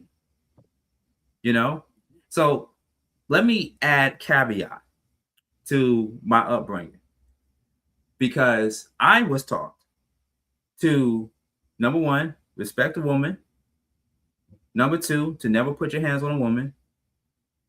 Number three, to open doors for a woman. Number four, to take care of a woman. And so forth and so forth and so forth. I've been taught those things as a kid, into a teenager, into adulthood. So let me tell you a lot of things that I have done over the years for women that I have been with, dated, etc., etc. I have changed women's tires. I have went inside a woman's home and changed her smoke alarm when it kept beeping. I have cooked for a woman before. I have cleaned up a house for a woman before. I have paid dates to where the total amount of money that I have paid for dates, I could have put down a down payment for a Hummer. I have watched the kids for a woman before. I have been a male figure for a woman's kids before. I have done so many things for a lot of women. Matter of fact, I even give you one. And I've also talked about this recently on a radio broadcast as well as on this platform. Just recently, this past summer, I saved a woman's life. And you know why I saved her life? Because I was in a club one night and all I wanted to do was enjoy some comedy. This woman approached me. I didn't approach her. She approached me. We started talking. We had a conversation. We were feeling each other. But guess what, ladies and gentlemen? She was drunk. She was so drunk that if she had gotten into her car that night, she could have killed somebody. She could have even killed herself. So what did I do? Being the man that I am, I took the keys from her. I drove her to her house and I stayed with her to make sure that she was okay. Now, any guy that night probably would have not done that. They probably been like, man, I ain't touching that. She drunk, man. She might accuse me of doing something that I ain't, that I'm going to be locked up for or whatever. Blah, blah, blah, blah, blah. Coming up with all reasons and excuses. But yeah, ladies and gentlemen, I saved a woman last night. And this was the woman that I tried to, express interest in. Maybe even go on a date or so and see where it goes. But to give you the Cliff Note version of what happened after that, me and her stayed in touch on and off. But most recently, I had tried to, rearrange a meetup with her, or a potential date with her. And she was just telling me, I don't feel so good right now, blah, blah, blah. I don't feel like it, blah, blah, blah. And it's like, well, if you ever need to talk, let me know. And then that was it. And then she left me on red. So my thing is that to you, Princess, and to everybody that's listening right now, I feel like everything I've done for each woman over the past 20 some years, 25 years or so, it's not enough. It's not enough. Whether I cook, whether I open doors, whether I clean, or this, it's not enough. I always get this whole thing of, but we're going to get to Princess in a moment, but I always get this thing of, oh, you're a nice guy and everything, but I'm just not ready for a relationship. Or if it's not that, is, oh, I'm too busy right now, blah, blah, blah. I'll let you know when I can get back to you. But you never get back to me. I don't hear from you in 6 months. So you're busy, all right? You're busy entertaining somebody else. Let's just be honest. So if it's not that, it's, oh, I can't get with Sean because he's an Aquarius. I can't get with Sean because he's 5'8". He's not 6'1". You're an Aquarius? Yeah, I'm an Aquarius. January 30th. Shout out to Aquarius. We did. No, it's no worries. I got you. Yeah. Shout out to the Aquarius. I want to say one thing, and then I want you to bring up the couple because we never got to you talking about couple. Okay, yeah. One thing. So yeah. So and for those that don't know what we're talking about regarding couple Couple is a dating site where people go on there to speed date. Yeah, Couple is an online dating site that you can get 10 seconds. Is it 10 seconds to talk to someone, uh, get to know them, and instead of like multiple date. Okay, well, sorry, like other, unfortunately, unlike other websites, you can see them before you talk, like before you actually go on a date with them. So it's for Canada and the US and another country, but they still have it, not marketing, but marketing for them. They still have it every Thursday night at 7 p.m. or 6 p.m., somewhere around there, where you can get online and talk to people and just find your significant other. But yeah, you say about Couple, and then I'm gonna say my statement because it's gonna be short. It's really short, and I feel like after I say it, you kind of get what I mean or what you said. By the way, we had the CEO Ryan of Couple on the Beat Break Morning Show a few years ago, because this was around the time when Couple was still new, still going through its development stages. And we have that episode in our archives on Beat Break AM Show. You like, share, and subscribe to our YouTube channel. That's how I met Princess. And so Princess and I, we speed dated each other. But there were other women that I met before and after Princess, but nothing never materialized. Most of the women that I met on Couple, including Princess, are outside of the state of Georgia. There are some that I did meet, maybe only like one or two women that I met off a Couple that live or stayed in the state of Georgia at one point in time. But I've been on and off there many times, Princess, and nothing just never materialized. But see, that's my thing. It's like, it's always one thing after another. Whereas us as guys, I guess I put myself still, or even people that know me personally or know of me just going by my energy and what have you, they know me to be the nice, good guy. And I was telling a friend of mine earlier that here in Atlanta, because I'm in Atlanta. Here in Atlanta, the nice, good guy is underestimated a lot. Because it doesn't matter how much you do for a woman, this, that, and the other, it's not good enough. It's not good. And yeah, it could be like that in other states and other places as well, too, from what I've heard. But at the same time, looking at where women are and looking at where men are and everything, we just keep clashing because we're just not on one accord. We're just not on one page with each other.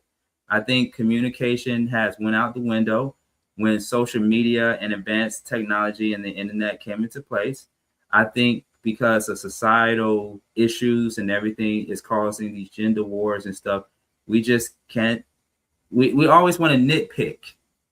We always want to nitpick what is wrong and what is wrong with this guy, what is wrong with this woman, this, that, and the other, and stuff like that. How about, why not just go to therapy? Why not just go to therapy? Most people don't want to fix their problem. That's why. I'm just being honest. No, but I know you want to say something too, Princess. But see, here's the thing, because I spoke to a friend of mine the other day, and he was the one that brought up therapy. And I asked him, because I know him, he has a tendency to be at times too blunt, or something could like mess with his mindset or whatever, to where he could get into a depression state of mind, this, that, and the other. And I was like, dude, therapy, why you never went to go see a therapist? You know what he told me? He said, I don't want a therapist to fix me. And I'm like, bruh, therapists are not meant to fix you. They can't do that. They're not paid or licensed to do that. Therapists are there to help you unpack things that you never unpack with anybody, plus hold you accountable for your own well-being. Because the truth of the reality is this, Princess, and everybody that's listening, People take their issue and anger out on other people every single day. That's why so many people are dying from gun violence. That's why kids are getting killed in schools. That's why active shooters and deranged people going around with AK-47s and rifles and stuff, going around killing people and stuff, because they're not getting no type of therapy. And if they are going to see a therapist, guess what they're not doing? They're not putting in the work.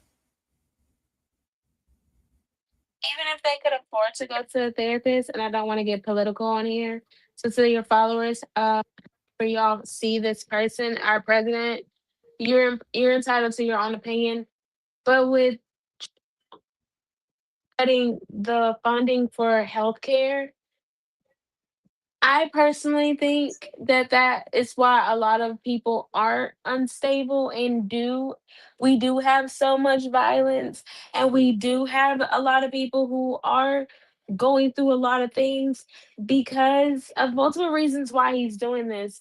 But the main factor is, if it was available to them, and even like your friend, will we go? If healthcare was free, will we go to the doctor as often as we should?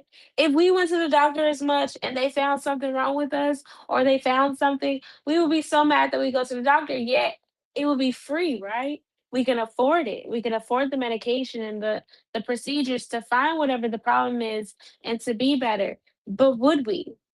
You can always do the right thing, but doing the right thing necessarily doesn't always get you the right outcome that you're looking for.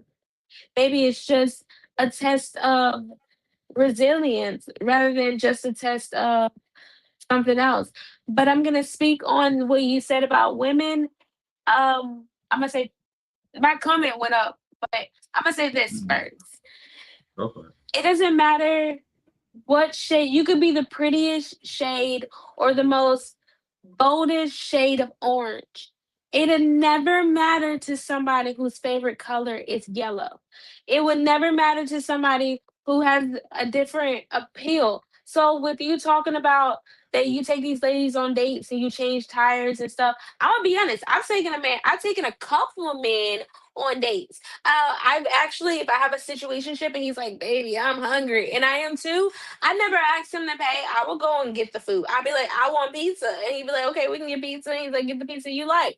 And not once would I be like, "Oh, are you paying for it?" Like, I've done that, and I can see how you feel of frustration because it never really went anywhere. In same situations in mine. Like when I was in relationships, I feel like no, I didn't. Well, I got to for special occasions, but it was never reciprocated. Like for Valentine's Day, I want to do something special, or I plan something in my head, and it's never necessarily coming out of the guy's pocket. It's just something that I want us to do, and the guy that I'm talking to at the time will be like, "No, I don't feel like doing that," but he'll still give me a Valentine's Day present. So it's like, what was the point of you even showing your expression of you love me, you care about me, when you're not even willing to go the full depth of loving and caring about somebody? Like you're willing to compromise. You're actually gonna be able to be like, I don't want to do that, but for you, I will. If I have to, for you, I will. Not for everybody else, for you. So I feel like with the women that you were talking to, and I tell my brother this all the time, and he finally started listening to me because I was like, I'm a girl, like take my advice. I see how she's treating you, and I'm trying to tell you that you're not the one she's picking, you're the one she's choosing. And as long as she's choosing you, she's not picking you. She's going, oh, this is the benefit of the doubt. This is the last Lego in the plat that I get to have. So with the girls you were talking to, they really wasn't feeling you, to be honest. They saw you and thought to give you a chance. I'm just being honest. They got around you, and I want to say that, like, in their head, they registered, I couldn't take you serious. Like, I don't see us going somewhere. It was their assessment of how they felt towards you is the reason why they lost interest in you. Like, you're like, they get my number, we talk, everything seems cool, and then it dies down. It's because they're like, I don't think this guy is gonna really want to. Either they're like, I can't take him serious, or I don't feel like he's gonna take me serious. And either way, that'll make a person really want to just walk away. Because how do you explain that to somebody? How can you communicate, hey, I know we hang out, or I know we talked a little bit, but I feel like you're not really feeling me. I feel like you're not really as interested as you could be if I was someone that you really had an interest in. And that's it. It's two ways. A guy gonna either fess up to it or he's gonna make an excuse for it. Either way, you're not gonna win. You're not gonna win either way. So with the girls you were talking to, I'm sorry, but they really weren't. You need to find somebody who y'all have a common interest, but y'all also have a different dynamic. She needs to be somebody who's like not in the field that you're in, but interested in it, and she needs to have a different interest or career field from you. That way, y'all have variety in the relationship, and y'all also have diversity. You have to be able to talk to somebody who just because they have a big qualities and traits and they're appealing is a good. You have to talk to somebody who genuinely is going to like you. And everybody's always going to make it seem like, oh, yeah, I can like you. Yeah, it's easy to fake liking somebody. But when you genuinely like somebody, you can't just treat them anyway. It'll feel bad to treat them anyway. You'll feel bad about yourself to know you treat somebody like that. So when they genuinely like you, they be like, "Oh, I really want to talk to him, or I really want to hang out with him, or I really want to get to know him, and I want him to get to know me." You gotta find that people, and it's so many snakes. I'm gonna say the less word. It's so many snakes out here because just like we're live right now, you're explaining the fact that you've been through that. It'll be a girl who will literally love bomb you, and the first what you said that they'll be like 2 weeks and they don't want to talk to you no more. She'll go 2 months just to give you that experience and then still turn around and be like, oh no, I don't really want to do this because she's only playing you for the fiddle that she wants to play you for, like an instrument. Some women, some girls don't mature in a mindset of how I should treat him better or I've always been hurt this way. We have to grow through that, but I'm still going. Let me shut up. All I feel right, like you no, should just okay, start somebody. all right, so let me say this. Like, for real. Nobody, no one doesn't know rejection better than me. I've been rejected ever since I came out. I can't. I know That's rejection ever since I sad. came. I know rejection ever since I came out of my mom's womb. I've been rejected so many times, from relationships to jobs. I've been rejected so many times, and I've gotten used to it. So I can handle rejection for whatever reason that a woman sees fit on in regards to not wanting to take it to the next level with me, because there's always different stories, and it's not just because of what I said about my physical features and some of my characteristics. It's also situations where a woman hollered at me because her husband, legally, her husband wasn't treating her right. They were going through their season, and she needed someone to be her temporary companion. I was that dude. And I gave her the companionship that she wanted, that her husband did not give to her that season. And guess what? We're no longer talking because it was a season. So maybe the husband, after 3 or 4 months, maybe he finally came to the realization like, oh, you know what? In order to save this marriage and to make sure my wife doesn't divorce me or whatever, I need to get my shit together. But she still walked out on you to talk to a dude like myself because I gave her something that she wasn't getting at home. So I've been in so many scenarios that I could write a film after another, after another, after another from these scenarios that I've been in with women, right? You should. But You should. absolutely. But so the thing is this, and I'm saying this to all the beautiful ladies out there. I can handle rejection. I'm not everybody's cup of tea. That is fine. That is cool and everything. If you came up to me, or if I came up to you, whether it was at a dating event, at a social event or whatever, and nothing didn't materialize, no hard feelings. It's all love. But don't complain about there ain't no good men out here. Don't complain about the outcome that you're not getting. Don't complain about this when all you do is nitpick. Because that's the elephant in the room conversation that many people in our community don't want to talk about, is the nitpicking. Right? Because there are some people, I mean, Princess, I'm just keeping it 100. There are some people out here that are waiting for their Jesus Christ. You know what I mean? But Just when what? you see me, that are looking for their Jesus Christ. Oh, baby. Perfection. Basically, you know, that's just what it is. I'm not looking for perfection. Say what? Just to clear that up, I'm not looking for perfection. Okay, we're going to ask you what you're looking for. But when I get to a different level, ladies, don't come up to me and be like, hey, big head. You know that saying, oh, hey, big head. No, you had your shot. You had your shot 3, 4, 5 years ago. And don't tell me later on the reason why it didn't work out. You ghosted on me. So you don't owe me no explanation after 4 or 5 years or whatever. You don't owe me anything because you left me on red. You ghosted on me. It's all love. It's good. It's all good. But again, to reiterate before we go over to Princess, don't say there ain't no good men out here. Just like I'm gonna not say there ain't no good black women out here or anything.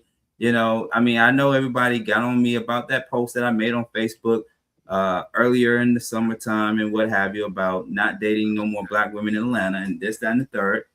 Okay, I said what I said, and I did a show about it, and that was that. But let's go over to Princess. Let's go over to Princess.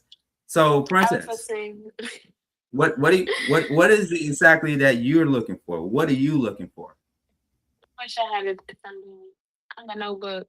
I mean, I have a concept, but we go back to the therapy comment. Like, until I can heal what has hurt me, I don't think I'm ready yet, because I get triggered. You know how we have PTSD? I get triggered. I'm sitting here talking to you and I'm like, let me show him I'm interested. And then, like I say, you're like, oh, instead of communicating, oh, I'm going to be busy, or communicating, oh, all of a sudden I'm doing something, you just go silent. And I'm not talking about one person, I'm talking about like multiple people. And they're like, oh, I just got busy. It's like, how would I have known that? How would I have assumed that?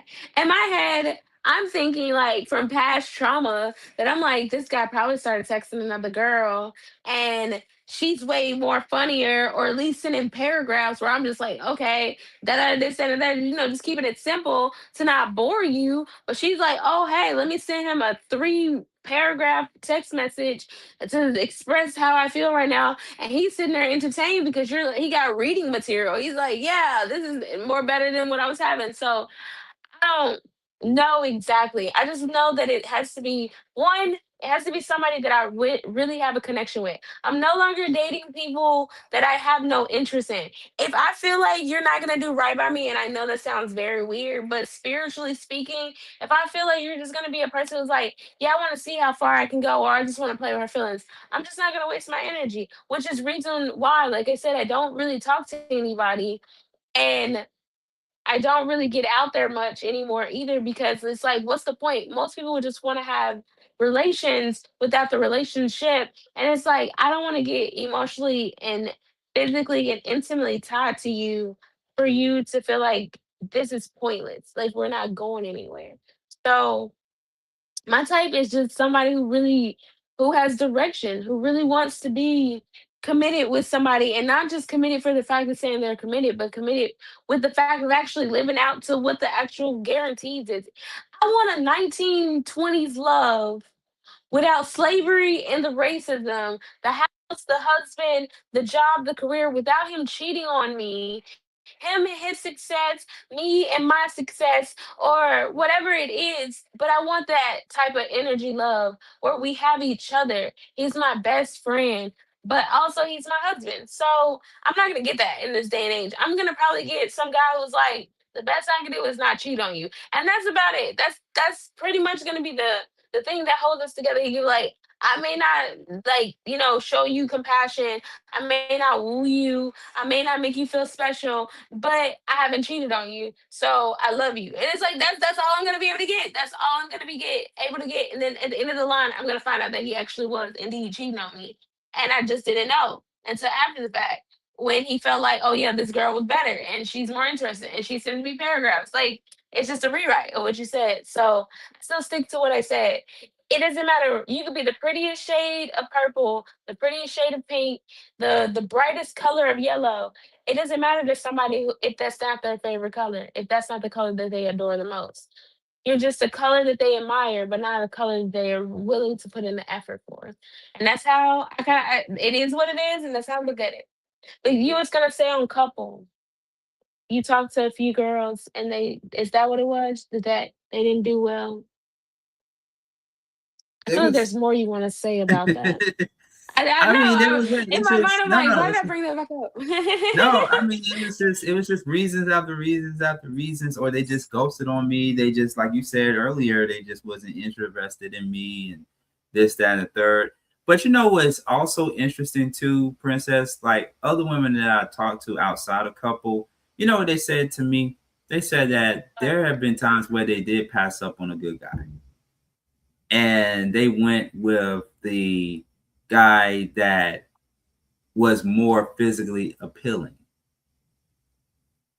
Because I remember one time I was talking to a female friend of mine 2 years ago, and she told me that she's divorced, right? So she was married with kids, and she was in a domestic violent marriage with this man, which of course led to their divorce. But she told me that back then she was only looking at the aesthetics of a man. He had to look a certain way. He had to smell good, this, that, and the other. She was looking at the aesthetics, but not the heart of a guy. And that's why the outcome became what it was. And so that's the thing with the dating scene nowadays is the aesthetics, and the aesthetics. And I get it. It's like the animal kingdom, if you will. If you know anything about the animal kingdom, there's a certain type of animal that other animals are going to be attracted to. You know the whole animal kingdom thing. If you know, you know. You date your kind, you date your entrance, you date your mate. Yeah. Absolutely. You date your identity. That you date your identity. That's what it is. You date what is appealing to you. And yeah, I'm attracted to beautiful women. Like, for example, Princess, she's a very beautiful, attractive woman. I tried to shoot my shot with her, but she turned me down. And Princess don't know that there are some things that me and Princess have in common. But yes, ladies and gentlemen, she shot me down. When you said you got rejected, I was like, on that list. It's like, I ain't gonna say because ain't nobody gotta know that. Here you are, paint town red for me and be like, yeah, if you didn't know, now you know. Thanks. Appreciate my shout out, my recognition, my little flag. What is it? My star, Hollywood star. But no, that's when I was like, I mean, I just have a bad dating history. I'm trying to clean it up, to be honest. I feel like I need to go on like a hiatus or something to clear it up because I have like karma, bad juju. I feel like all my exes, for some reason, like I don't want her to move on. And it's like, but why though? You don't want to be what I need. You don't do right by me, but you don't want nobody to do right by me. You don't want me to be happy with somebody else unless it's with you. So do you have this fear where if a guy, and it may not even be me, it could just be another guy that you meet. Do you have this fear that this new guy that comes into your life and doing the complete opposite of what you want him to do, or him showing you his bad side? Is it that fear that you have? No, I don't have. I have a recognition for pattern. I don't want a guy, and it's not a fear, but the fear will be me wasting my time. I don't want a guy to just tell me anything, and he believes that I'm dumb enough to believe anything he says. So he continues to treat me as such. He puts no effort behind his words. There's no actions. There's no planned dates. It's just bottomless conversations that he's like, I want you to trust me type energy, knowing that he wants to betray me. So I want someone who genuinely wants me.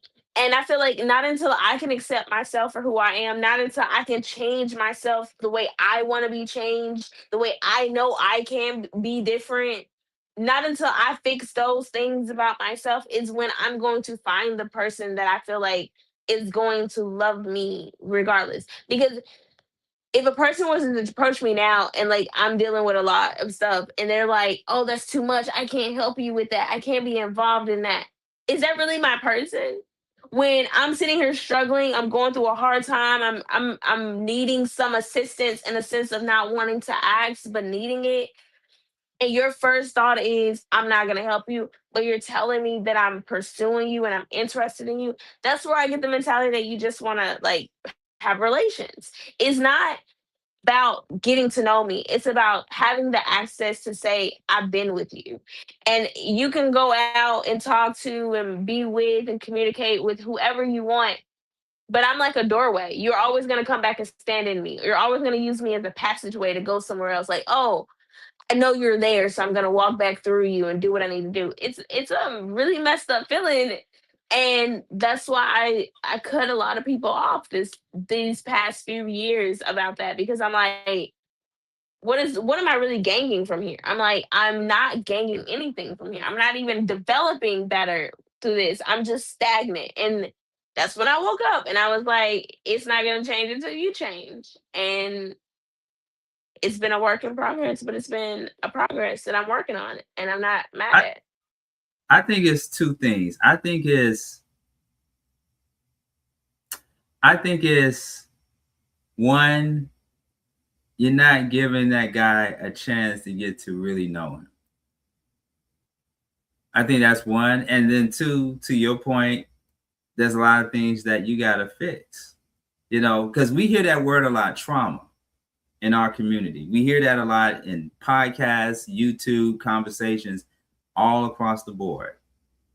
And trauma, as it coincides to mental health, is a very big thing to where it traces all the way back to our ancestors. Generations. Yeah. Yeah, generations, generational curses and even slavery and stuff like that. But I also think too, it goes back to the village, to the community, to your household. And see, that's what I was saying before, in mid conversation, that I came from a community where everybody looked out for each other. I come from a big family where most of my immediate family are married. My mom, when she was in her late 60s, she got married for the first time. My mom was the only person in the immediate family that never got married. Everybody else, 2-parent household. I was the only one. And so in 2026, and where things are heading right now, we have to be more aware of where we at socially and where this is going. Because if it's not getting us nowhere, guess what? We're going to live in a land of baby mamas, baby daddies, and no real serious relationships. We're going to live in a land of STDs, welfare checks, and a lot of unhealed people who are constantly enrolled into different traumas via generation or non-generation. Sorry. No, you're good. You're good. I'm just saying. I think there's so many solutions because I'm solution based. I'm a problem solver. There are solutions, including communication, including not looking at the outside so much of a person, but looking at the inside. Not saying there's nothing wrong with looking at the person on the outside, because you have preferences, I have preferences. We attract what we attract, but we also have to take the time to really know the person. I see all these dating shows like Pop the Balloon and everything, and some of these women that I see on these shows, they're setting themselves up to be somebody else's baby mama, or they're setting themselves up to be in a toxic relationship or in another one if they just came out of one. So we just got to end that cycle, Princess. That's all I'm saying. We just got to end that cycle. It's not that hard. It's not that hard. It's not. But it's a want, not a need. They have to be able to want to change, to need to change. Mm. This is the first real thorough conversation I ever had with you. All these years, No, it's especially not. since Video and Couple. No, it's not really? Yeah, we had a deep dive conversation about a lot of stuff on our first night of Couple. We talked about a lot of stuff. We talked about what we did, and then you had interested. Really, we literally started marketing that moment when we started talking on Couple. When you were like, "Oh, I'm into radio," and I was like, "Oh, I do acting," and you was like, "How we can probably do some stuff together." And it took off from there because I was like, "What kind of stuff?" And he was like, "I don't know, depending on what you're into." And then I started listening just stuff, basic stuff that I was doing, which at that time was like, the adult industry stuff. And he was like, "We could work with that," and this and the third, and we started touching ground about how give me a moment to process. But we were touching ground not only about honey, but we was touching ground about you branching out and marketing like something else. I can't remember exactly what it was, but you were very giving, if you can say, in conversation when we were talking about stuff. Which I was like, I hope you don't think I would be using him. Cause I was like, I don't, and that's when I hit you with I don't work with people. I don't date people I work with, which is like, I mean, just professional protocol in my sense. Cause I was like, when you create a professional relationship with somebody, yeah, you get tension of like, I like him. I talk to him every day. We hang out every day. You know what I'm saying? But for me, I need boundaries. I need to know where one door stops and the next one starts, just so I don't feel like I'm just letting stuff spill over into each other. And at that time, before you even know it, the mess is bigger than you can clean it up. So, like I said, I've had experience with it too because my boyfriend and I, well, not my boyfriend, but at the time, the guy that I was dating, we worked together at a restaurant, and I was a cashier and he was a cook. And as a waitress or in the cash area of life, you have to flirt to get money. Not necessarily flirt, but at least Right, entertain right, right. another person. I got you. And I got you. we were so close together that this one night, this guy literally was chipping me. Like, we was at a casino, so he was giving me $100 tip, and like he was drunk, so he was telling like a joke, and I was trying to get his order. So like the whole time we were laughing. I was laughing mainly because he was like telling me how he was winning and that he was having a good night and that his girlfriend and all this stuff. He had mentioned his girlfriend, so I was like, okay, this guy got somebody. But Right. was mostly laughing because every time I was trying to make him start his order, he would start a new conversation on something else. So I was like, he was like, every time I was like, you need to hurry up, we're about to close. And he's like, at first it was like, oh, nobody's behind me, so you don't have to worry about it. We can keep talking. And then he was like, oh, well, you don't close until the next 20 minutes. You're good. At the time, by the time that I was like, key, because this is my job, my Mhm. boyfriend came down and started like he was like, "What's all this laughing down here for?" Like in his face, aggravated, and I was like, immediately. I was like, "Never again am I dating someone that I work with. No, this is just immediate. Like never again, because it really showed his character." And I was like, "We're just laughing and talking. I'm not. He hasn't asked for my number. He hasn't Oh, pulled out okay. his phone to get my number. I haven't given him my number. I haven't written it down. We haven't talked about even getting that far. He's sitting Okay. here telling me about his whole day, and I'm talking about, Okay. what's your order? What you want to eat? Like, are you hungry? So yeah, I mean, that's just like I said, from experience. And yeah, maybe I need to heal from that trauma and get over it. But it won't take until I experience it to get over it, I feel like. If that Okay. makes You sense. know what? You know what's so funny? Because that situation is kind of similar to my old situation with my then girlfriend, to where it became the end of our relationship. Mhm. Because on this same show, the Beat Break Morning Show, when me, DJ Rollum, Sharia Thomas, and Mr. Moody, when we were all on a Zoom call, this was during the pandemic. When we were all on a Zoom call, my then girlfriend called in and told me and told the others that she was on a date with someone else that she worked with. Now, because of it being radio, I played it off. Okay. I played it off. I didn't say what or anything like that. We were just having a conversation, and we were just letting her know what she needed to do moving forward, because she didn't know whether she was attracted to this guy or not. However, after the mics were off and the show ended, me and my girlfriend at the time had a conversation, and it was a very uncomfortable one, to where she felt I was very insecure. And it led to the demise of our relationship. And it caused me to go into a deep hole where I was depressed, I was suicidal, and I was traumatized. I was embarrassed. I was feeling all different kinds of emotions. But it also gave me some reflection. It made me realize that now, moving forward, whatever that new relationship is, whatever, I'm not here to make you feel uncomfortable. If you, like, say for example, if me and Princess are dating, I'm just using you as an example, Princess. But if me and you are dating, and there's a guy that comes in, you doing what you're doing, whether it's in the adult entertainment industry or whatever, but you coming in contact with a guy, and you all are talking, and like you said, you kiki and hi and everything, I'm gonna look at you and I'll be like, oh, she's networking. She's having a great time, this, that, and the other. Hell, you know what?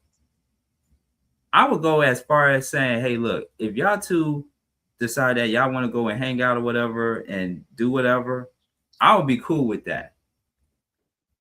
She said absolutely not for her, but I'm just saying, I'm just saying how secure I am now compared to 6 years ago.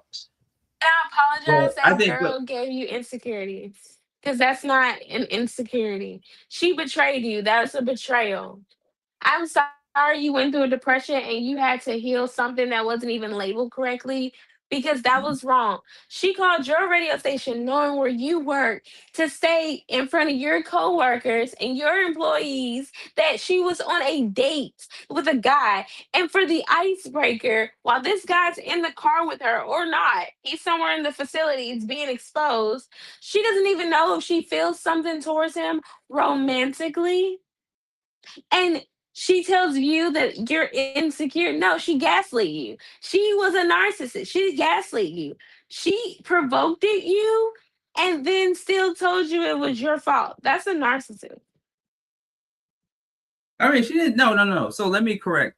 She didn't tell me it was my fault or anything. It made me feel that I was at fault for not being there for her, not giving her the amount of time that she needed, this, that, and the other. And again, this was during the pandemic, so we had the social distance from each other. And knowing her to be an extrovert and I'm an introvert, extrovert people, when they are being put on lockdown for whatever reason, it could be a global event like the pandemic and what have you. Extroverts, they will definitely, it'll be a lot of anxiety that they would have compared to me being an introvert. I was at home a lot. If I wasn't going to work, because I was an essential worker, I had to still go to the radio station and work and still operate the board. Thank you. But after work, I go straight home. I didn't want to get caught up in the COVID and all that other stuff. But her, on the other hand, because she's an extrovert, she's used to going out. She's used to being a social butterfly and this, that, and the other. So I think because our personalities didn't match at that time, it ended the way that it ended. But if you go back to the episode that I was on, Playing for Keeps, you know, the one where I had the viral moment from, I said that a lot of her traits rubbed off on me to where now I'm more of a social butterfly to a certain extent.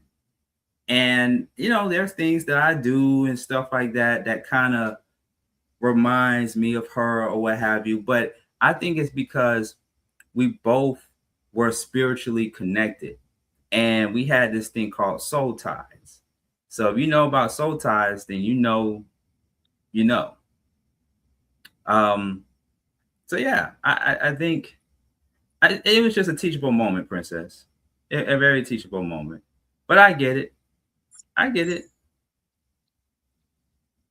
like you brought arm.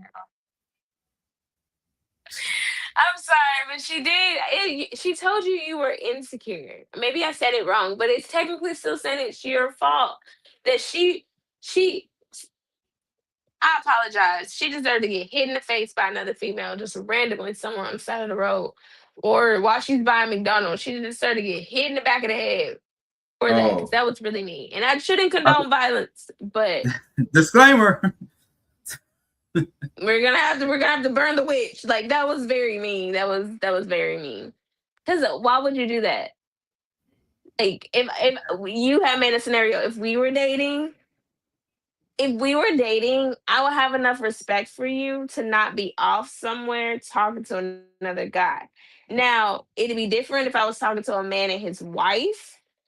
It wouldn't be just me standing somewhere talking to a random guy and you're in the room. No, I would have been like, babe, come over here and meet Jim. Jim just works in marketing. He's actually good on promoting and advertisement. We should start, like, if I'm gonna market for myself, I'm gonna market for both of us. Especially if I'm in a relationship. I'm definitely not gonna sit here and be like, oh, this man is talking about making me a multi-million deal. I'm gonna talk this over with my husband later on tonight. No, if I feel like his entrance can help make us both money, you're a part of this conversation too, business partner. Now, not only are we both committing sexual harassment, but we get to make fun of it because we're married and we live together, or we're in a relationship and we live together. And this opportunity came to us. So they can't even say nothing about it. Like, they can't. I don't know. I just feel like you just shouldn't. It's certain characteristics you shouldn't do if you're with someone. But then again, that's if you're with someone you like. Because some people get people just because they don't want to be alone and they don't really like them, and they still do disrespectful stuff like that. I still talk to my ex. I still call my ex, and it's like, but why though? Y'all broke up. What do y'all have more to talk about? Well, she knows me. Okay, but you're getting to know a new person. Why not give this person a chance to get to know you too? If you really want to be with them. My point exactly 30 minutes ago. That's what I was trying to. But I had someone watching this video. Someone said in the text to me, somebody's watching this video, Princess, and someone is saying, why can't y'all just go on one date? Keep it simple, y'all. Why can't y'all just go on one date? Me and you? Yeah, that's what he's asking. Because we live in different areas.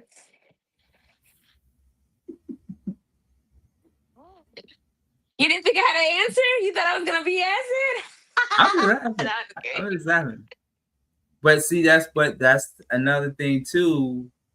One of the reasons. I mean, would you not want to go on a physical date? Because I just thought in my head, because we both have iPhones probably, that we can literally do like a FaceTime date where, like, I call you, and in the moment where I'm like, I'm ready, I'm about to leave the house, you'd be like, I'm ready too. And you can go to, like, because there's tons of restaurants in Atlanta that may not be like yours or may not be like mine, but we can go to like a common area that's like, that sounds weird, but that it'd be, you can go to the same place that I can go to, like an Applebee's. I can go to Applebee's, you can go to Applebee's, and we can do it like that. Like, go to Applebee's, I get seated at the same table. If you're getting seated at a table, you got to be in a booth. If I'm in a booth, like, make it really where it looks like we're actually on a date. And then, I don't know, like, go from there, talk, like, get to know each other, have conversations, yada, yada, yada, da, da, da. But that's only, like I said, depends. I think I missed the plot, but the plot thickened. Wait a minute. For our viewers, because he's watching, right? Because I know this guy. He's gonna respond. Is this an analogy that you're giving? Is this an example that you're giving? Are you just talking, or what? I'm a writer. That's you don't think I can come up with scenarios out of thin? I can just pull out of the devil's asshole a scenario for no reason. And yeah, it was an synops. It was an analogy. That if you wanted to, we could do. We had to. It wasn't prominent. Not that we couldn't do a one date like that. I'm just saying. It all depends on the diapers because we don't wear them.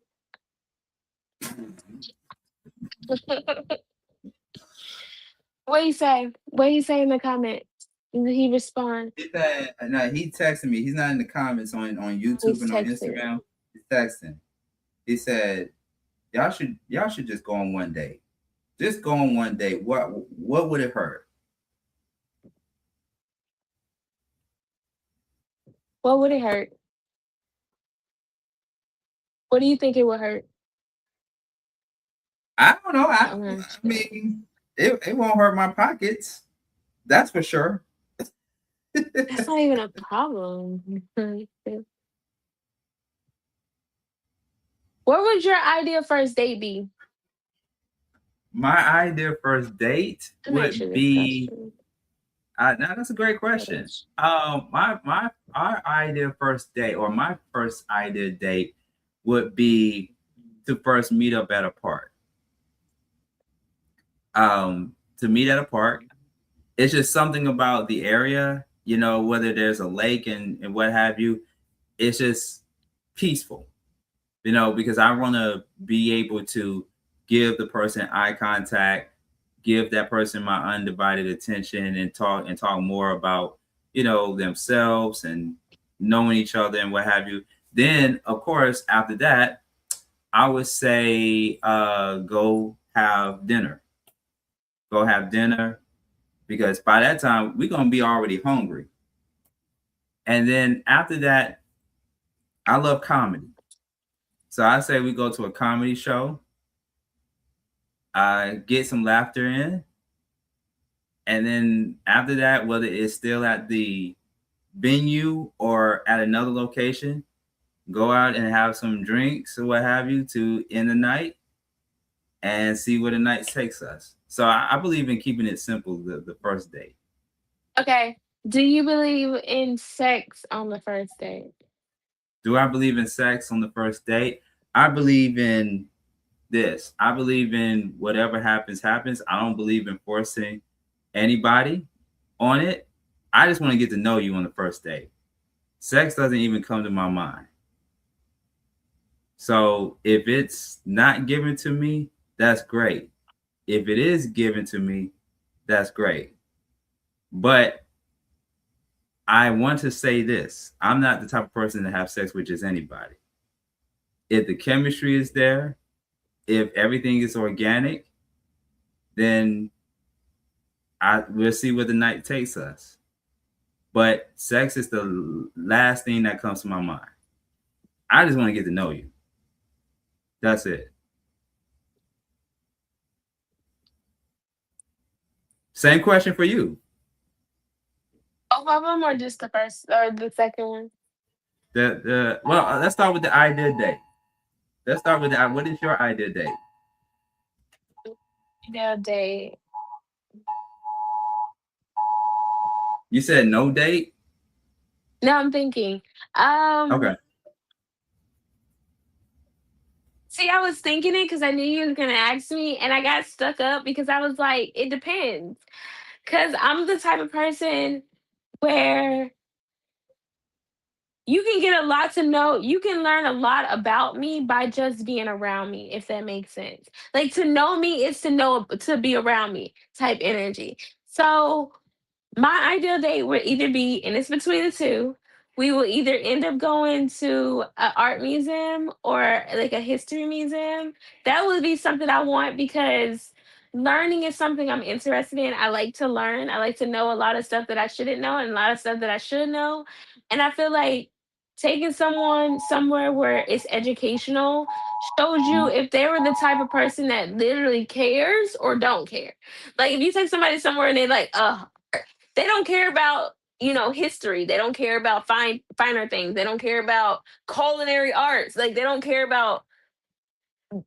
care about the look of luxury without knowing why luxury looked the way it does, if that makes sense.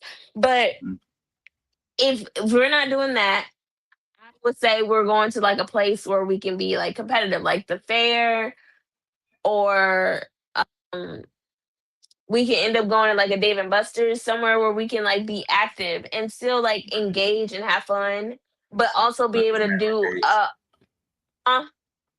like arcades and stuff, like games. yeah, like where you can eat, drink, and have fun all in one location. Like I'm cool with the constant driving around, but once we start drinking, I don't want I already know once I start drinking and driving, even though guys, everybody that's listening, do not drink and drive. But once I have done it in the past, I don't feel confident. I don't feel comfortable or confident enough to be on a date driving drunk.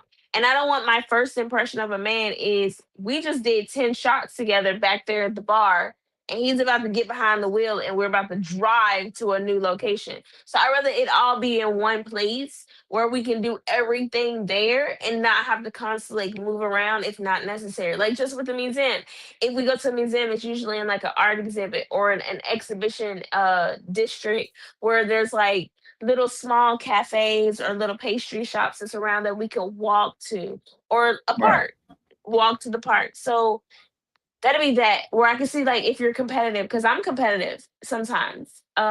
Majority of the time, I'm a competitor. Like I don't like losing, but I don't mind losing at the same time. Like it's a tit for tat. But I want to see if you're competitive too. If we're constantly going to bump heads or if we work well as a team. If we play a game where we both can, like, we're against somebody else or we're in a group. Are you the type that's going to isolate from me and talk to them instead of talking to me? Or are you the type that's going to talk to me and bond with me and be like, oh, yeah, everything she says, she's right type energy? Not saying that's what I need, but type energy. So like, yeah. I mean, I want something that's fun and engaging, or at least learning and opening to a discussion. Like, I want to go somewhere we've never been before. Neither one of us has been before. That way, we're both having a new experience and we're both experiencing it for the first time. So it gives us something to talk about afterward. Where you're like, "So, what did you think of that place?" And I'm like, "Oh, I hated it." And you're like, "Ah, me too." And I'm like, "Yeah, that was my first time going." You're like, "Me too." See how we're already bonding because we have a common interest now, and a common memory, and a common shared like experience. So my first date is complicated because I want it to be something that shows a little bit of your interest, shows a little bit of my interest, but also shows that it's not it's not dinner and a movie. It's not us going to the movies. I hate every dude always try to go to that a dinner. That's dinner and a movie. Dinner and a movie. If you want to kidnap me, just say that. But why would you want to take my first time with you out to a dark room where we're eating popcorn from a bucket and we're in silence? We can't even talk because every time we try to get above a whisper, they're like, shh, we're trying to watch the movie. And he's like, so what's your favorite color? And I'm like, purple. And he's like, yay. And they're like, shh, like, I don't like that. And that's, or a dinner date. Because if you go to a dinner, you're eating. Like you have no time to talk. So I'd rather go to the arcade. We run around, we do something, or go to a museum. We walk around, we learn something. Like you said, we get hungry, we go somewhere else and we have an experience, or it happens at that same facility. So I don't know. It just shocked me with a first date, I guess you could say. Just make it spontaneous and interesting and educational, I guess you could say. Okay. I think the art museum should be one date, and then if there is going to be a second date, then the Dave and Buster's thing. Because and the reason why I say that is this, because doing too much in one day, it's gonna be kind of like all over the place, even though it might be in the same proximity as the museum thing. Again, it's more about, I just want to get to know you. I'm not going to know everything about you in one day. Yeah. It's going to take. I mean, it was tit for tat. Mm-hmm. I mean, you were saying we were going to go to the park, then go out to eat, then go to get a drink. Hey, you were moving. I was just saying either we go to Dave and Buster's or we go to the art museum. Either way, it has to be educational or fun. Like, it can't be just no boring. Well, the art museum, dinner date. Yeah, I mean, the art museum would either be the art museum or the comedy show. Because believe it or not, Princess, I was going to say art museum before I said comedy show. So, because I also love the arts. I love the arts and I love the museum. Yeah. Okay. So we're wrapping this up. We're wrapping this up. But now you know what I feel like this has turned into? This has went from the Beat Break Morning Show to Therapy Ain't No Joke to now Soul Dates Live. You're trying to title it. Go with the flow, man. It's all about love. No, I'm just kidding. I don't know. But see, now you got the listeners wanting to know and all that. Like, is there going to be a date between Sean and Princess?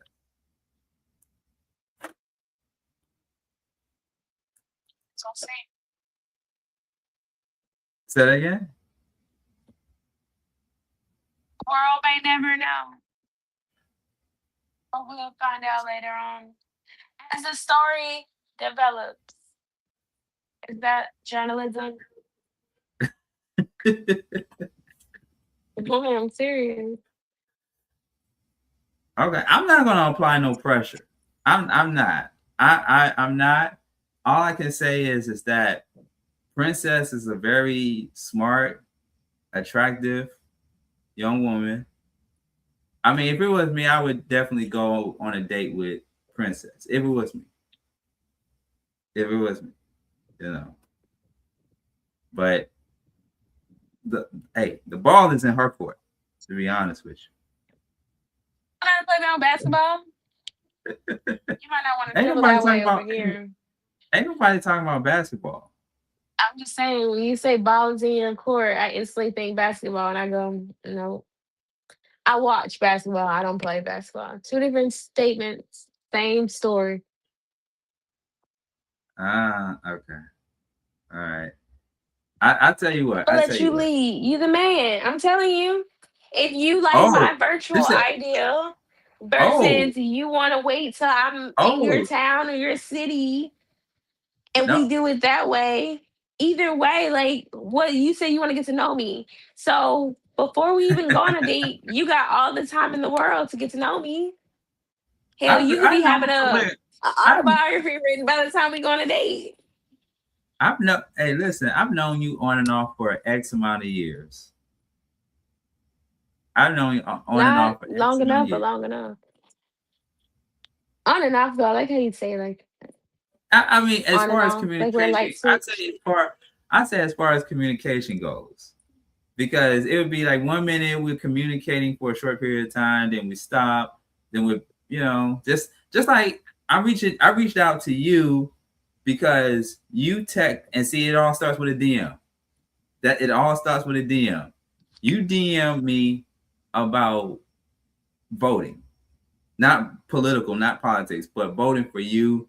I clicked on the link. I said done, and you gave me the heart, and we communicate. And I was like, "Hey, come on my show so we can talk about your special thing that you got going on where you're wanting people to vote for you, this, that, and the other. And then fast forward, and then I also earlier because that contest ended and this other one ends tomorrow, so it's pretty late. But if I was in the prime of this and I was on here with the followers and all the listeners, bro, I probably would have got a little bit further in life. Just saying, that would have been my viral moment from you. I mean, there you go. I mean, but you know, there's always next year. If I do it, the opportunity may not arise itself twice. Arisen. I don't know. The wordplay's kind of wordplay. Wait. Before we go, you didn't. Okay, you didn't answer the second question. The same question you asked me earlier. Do you believe sex on the first date? Yes and no. Yes, if you're giving me the vibe that this is gonna go beyond us just talking and hooking up. If I feel a connection, then yes. But majority of the time, no, I feel like sex complicates things. The minute you do have sex with that person, the spark of getting to know them dies because you feel like you're already connected to them because you just got, like you said, soul tied to them. So you no longer have the same drive that you did when you first met them. You know, I think, in my honest opinion, I think we should date. I think that, or at least go on one date. Here's why I say that. That kind of ties into the question, the sex thing. I sent you something. We don't have to talk about it on here on this platform, but do you remember after Soul Dates Live, you was on that show a couple of years ago, and I sent you a video. Princess I don't know if she remembered this or not, but I sent her a video. I sent her a video, and she said, "That is so hot."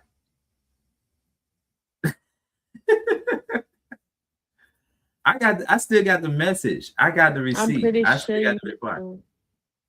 No, you do, because I don't. It's funny because You don't remember saying that? So I remember saying, I always say that time. Sales invoice.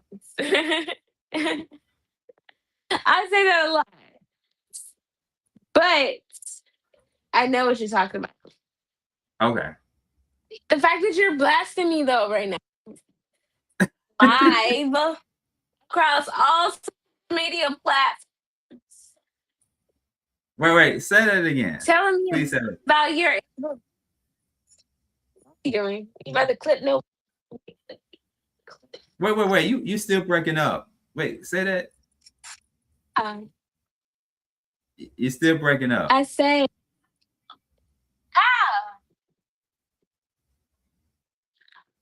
no.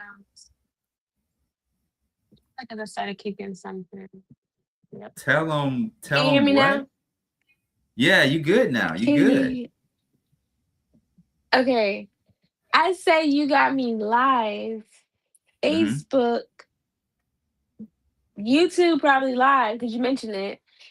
To tell me about a situation, first off, to promote me, and then blindside me with some side comment, and then proceed to try to guilt trip me in a sense, or at least persuade or diverge into going on a date with you.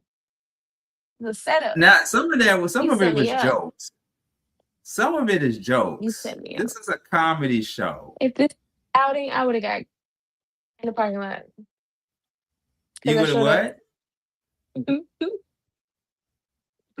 Nothing. Go ahead. You said these are just jokes. Can you hear me? Yeah. So some of it I said was just jokes. This is joke. It's part of the fabric of me and the morning show. We do it with everybody all the time. We put people in the hot spot. I get put in the hot spot. the hot spot. I get So put in you the hot set spot. me up to be put in the hot spot. That's even worse. No, That's even no, worse. no, no, no, no, no, no, no. The bulk of this show was because of the viral moment with me and the situation with my ex and you how seek and my dating empathy life. from me to try to convince me. Oh, it ain't so. Tell me I'm all flabbergasted with lies I created myself.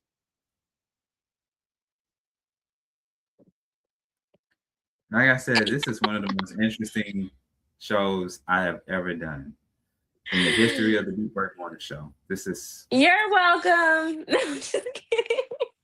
Now, this is probably going to go way more viral than the one that I did on the other person's podcast. Telling me what? Stalk All me, right. guys. Stop. Yeah, she's on Instagram. There it is. Instagram, TikTok, Twitter, X, YouTube.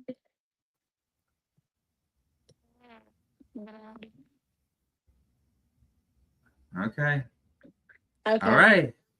All right. Well, Princess, it has definitely been an honor and a privilege to have you on. Make sure you all support her in her endeavor on Instagram, TikTok, and yeah, and you said Facebook as well. No, not Facebook. I mean, unless you look for Princess Akara Chikio. If you do Facebook, don't look for my personal page. I'm not like Sean. Not for to have y'all on my personal page. That's my personal page. I want to personally post whatever I want to personally post. It's personally my problem. And I want to deal with it. Yep. There you have it. There you have it. Don't follow her on her personal page. Follow her on her business page because she's about business. And we'll definitely talk more about the Forbidden Honey erotic radio venture.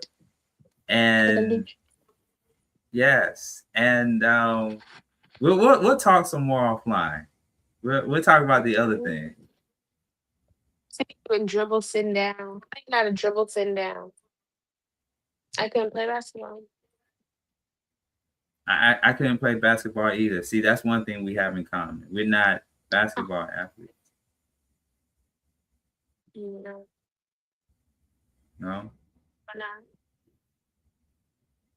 I can shoot threes. I just can't dribble, to be honest. Oh. I haven't figured out the hand-eye coordination for that. I still can shoot the ball. I just don't play, because that's a part of it. You got to learn how to dribble. Or if not, it's traveling. And I've been doing a lot of traveling, but I'm not trying to do it in basketball. Oh, okay. Well, I got to see you in action one day. No. No? Okay. Oh, you don't want people to watch you play basketball? Or at least do Kidding. You just don't want a viral moment. No. I get you. Okay. All right. I did want a viral moment. This is our viral moment. You said it. Yeah. Be our viral. This might go more viral now you're up to the Yeah. I know my wisdom's gonna be dropped. Yeah. It's dropping like flies. Absolutely. Like service. It's dropping like service. Absolutely. I had to make a joke about the service tonight. You can't laugh at yourself. You get permission to laugh at you without you. Wow. This is amazing. This is amazing. I'm glad that I brought you on the show, Princess. I will say I'm glad. Thank you for having me. The consideration. Absolutely. And would I still need to communicate? I mean, we can talk about this offline. Would I still need to communicate with you via Instagram? I mean, my number over here. everybody have it, and then you got competition. Competition is one up. You want me to give you my number? Over this like situation right now, this live moment. No. Nobody ain't gonna see my number. That's what I was saying. Nobody ain't You gonna gonna see the send it in number. the chat? Yeah. You'll send it in the chat. No, just send it DM me. I DM you. That's fine. We're gonna keep Okay. it simple. I DM you. Keep it simple. Don't switch it up. Nah. Nope. I can only be me. That's my saying. I can only be me. Okay. Be yourself. You're welcome. All right, Princess. Thank you so much. This has been fun. This has been fun. I love it. Thank you. I look forward to building and connecting with you very soon. Likewise. All right. Likewise. All right. That's it, ladies and gentlemen. You all have a great night. The Beat Break Morning Show. This is a wrap. Y'all take it easy for Sheezy. Until the next time, good morning, good evening, good night, and we'll see you all again later. Peace. Like the rush hour traffic in Atlanta, they are full. Here to go in the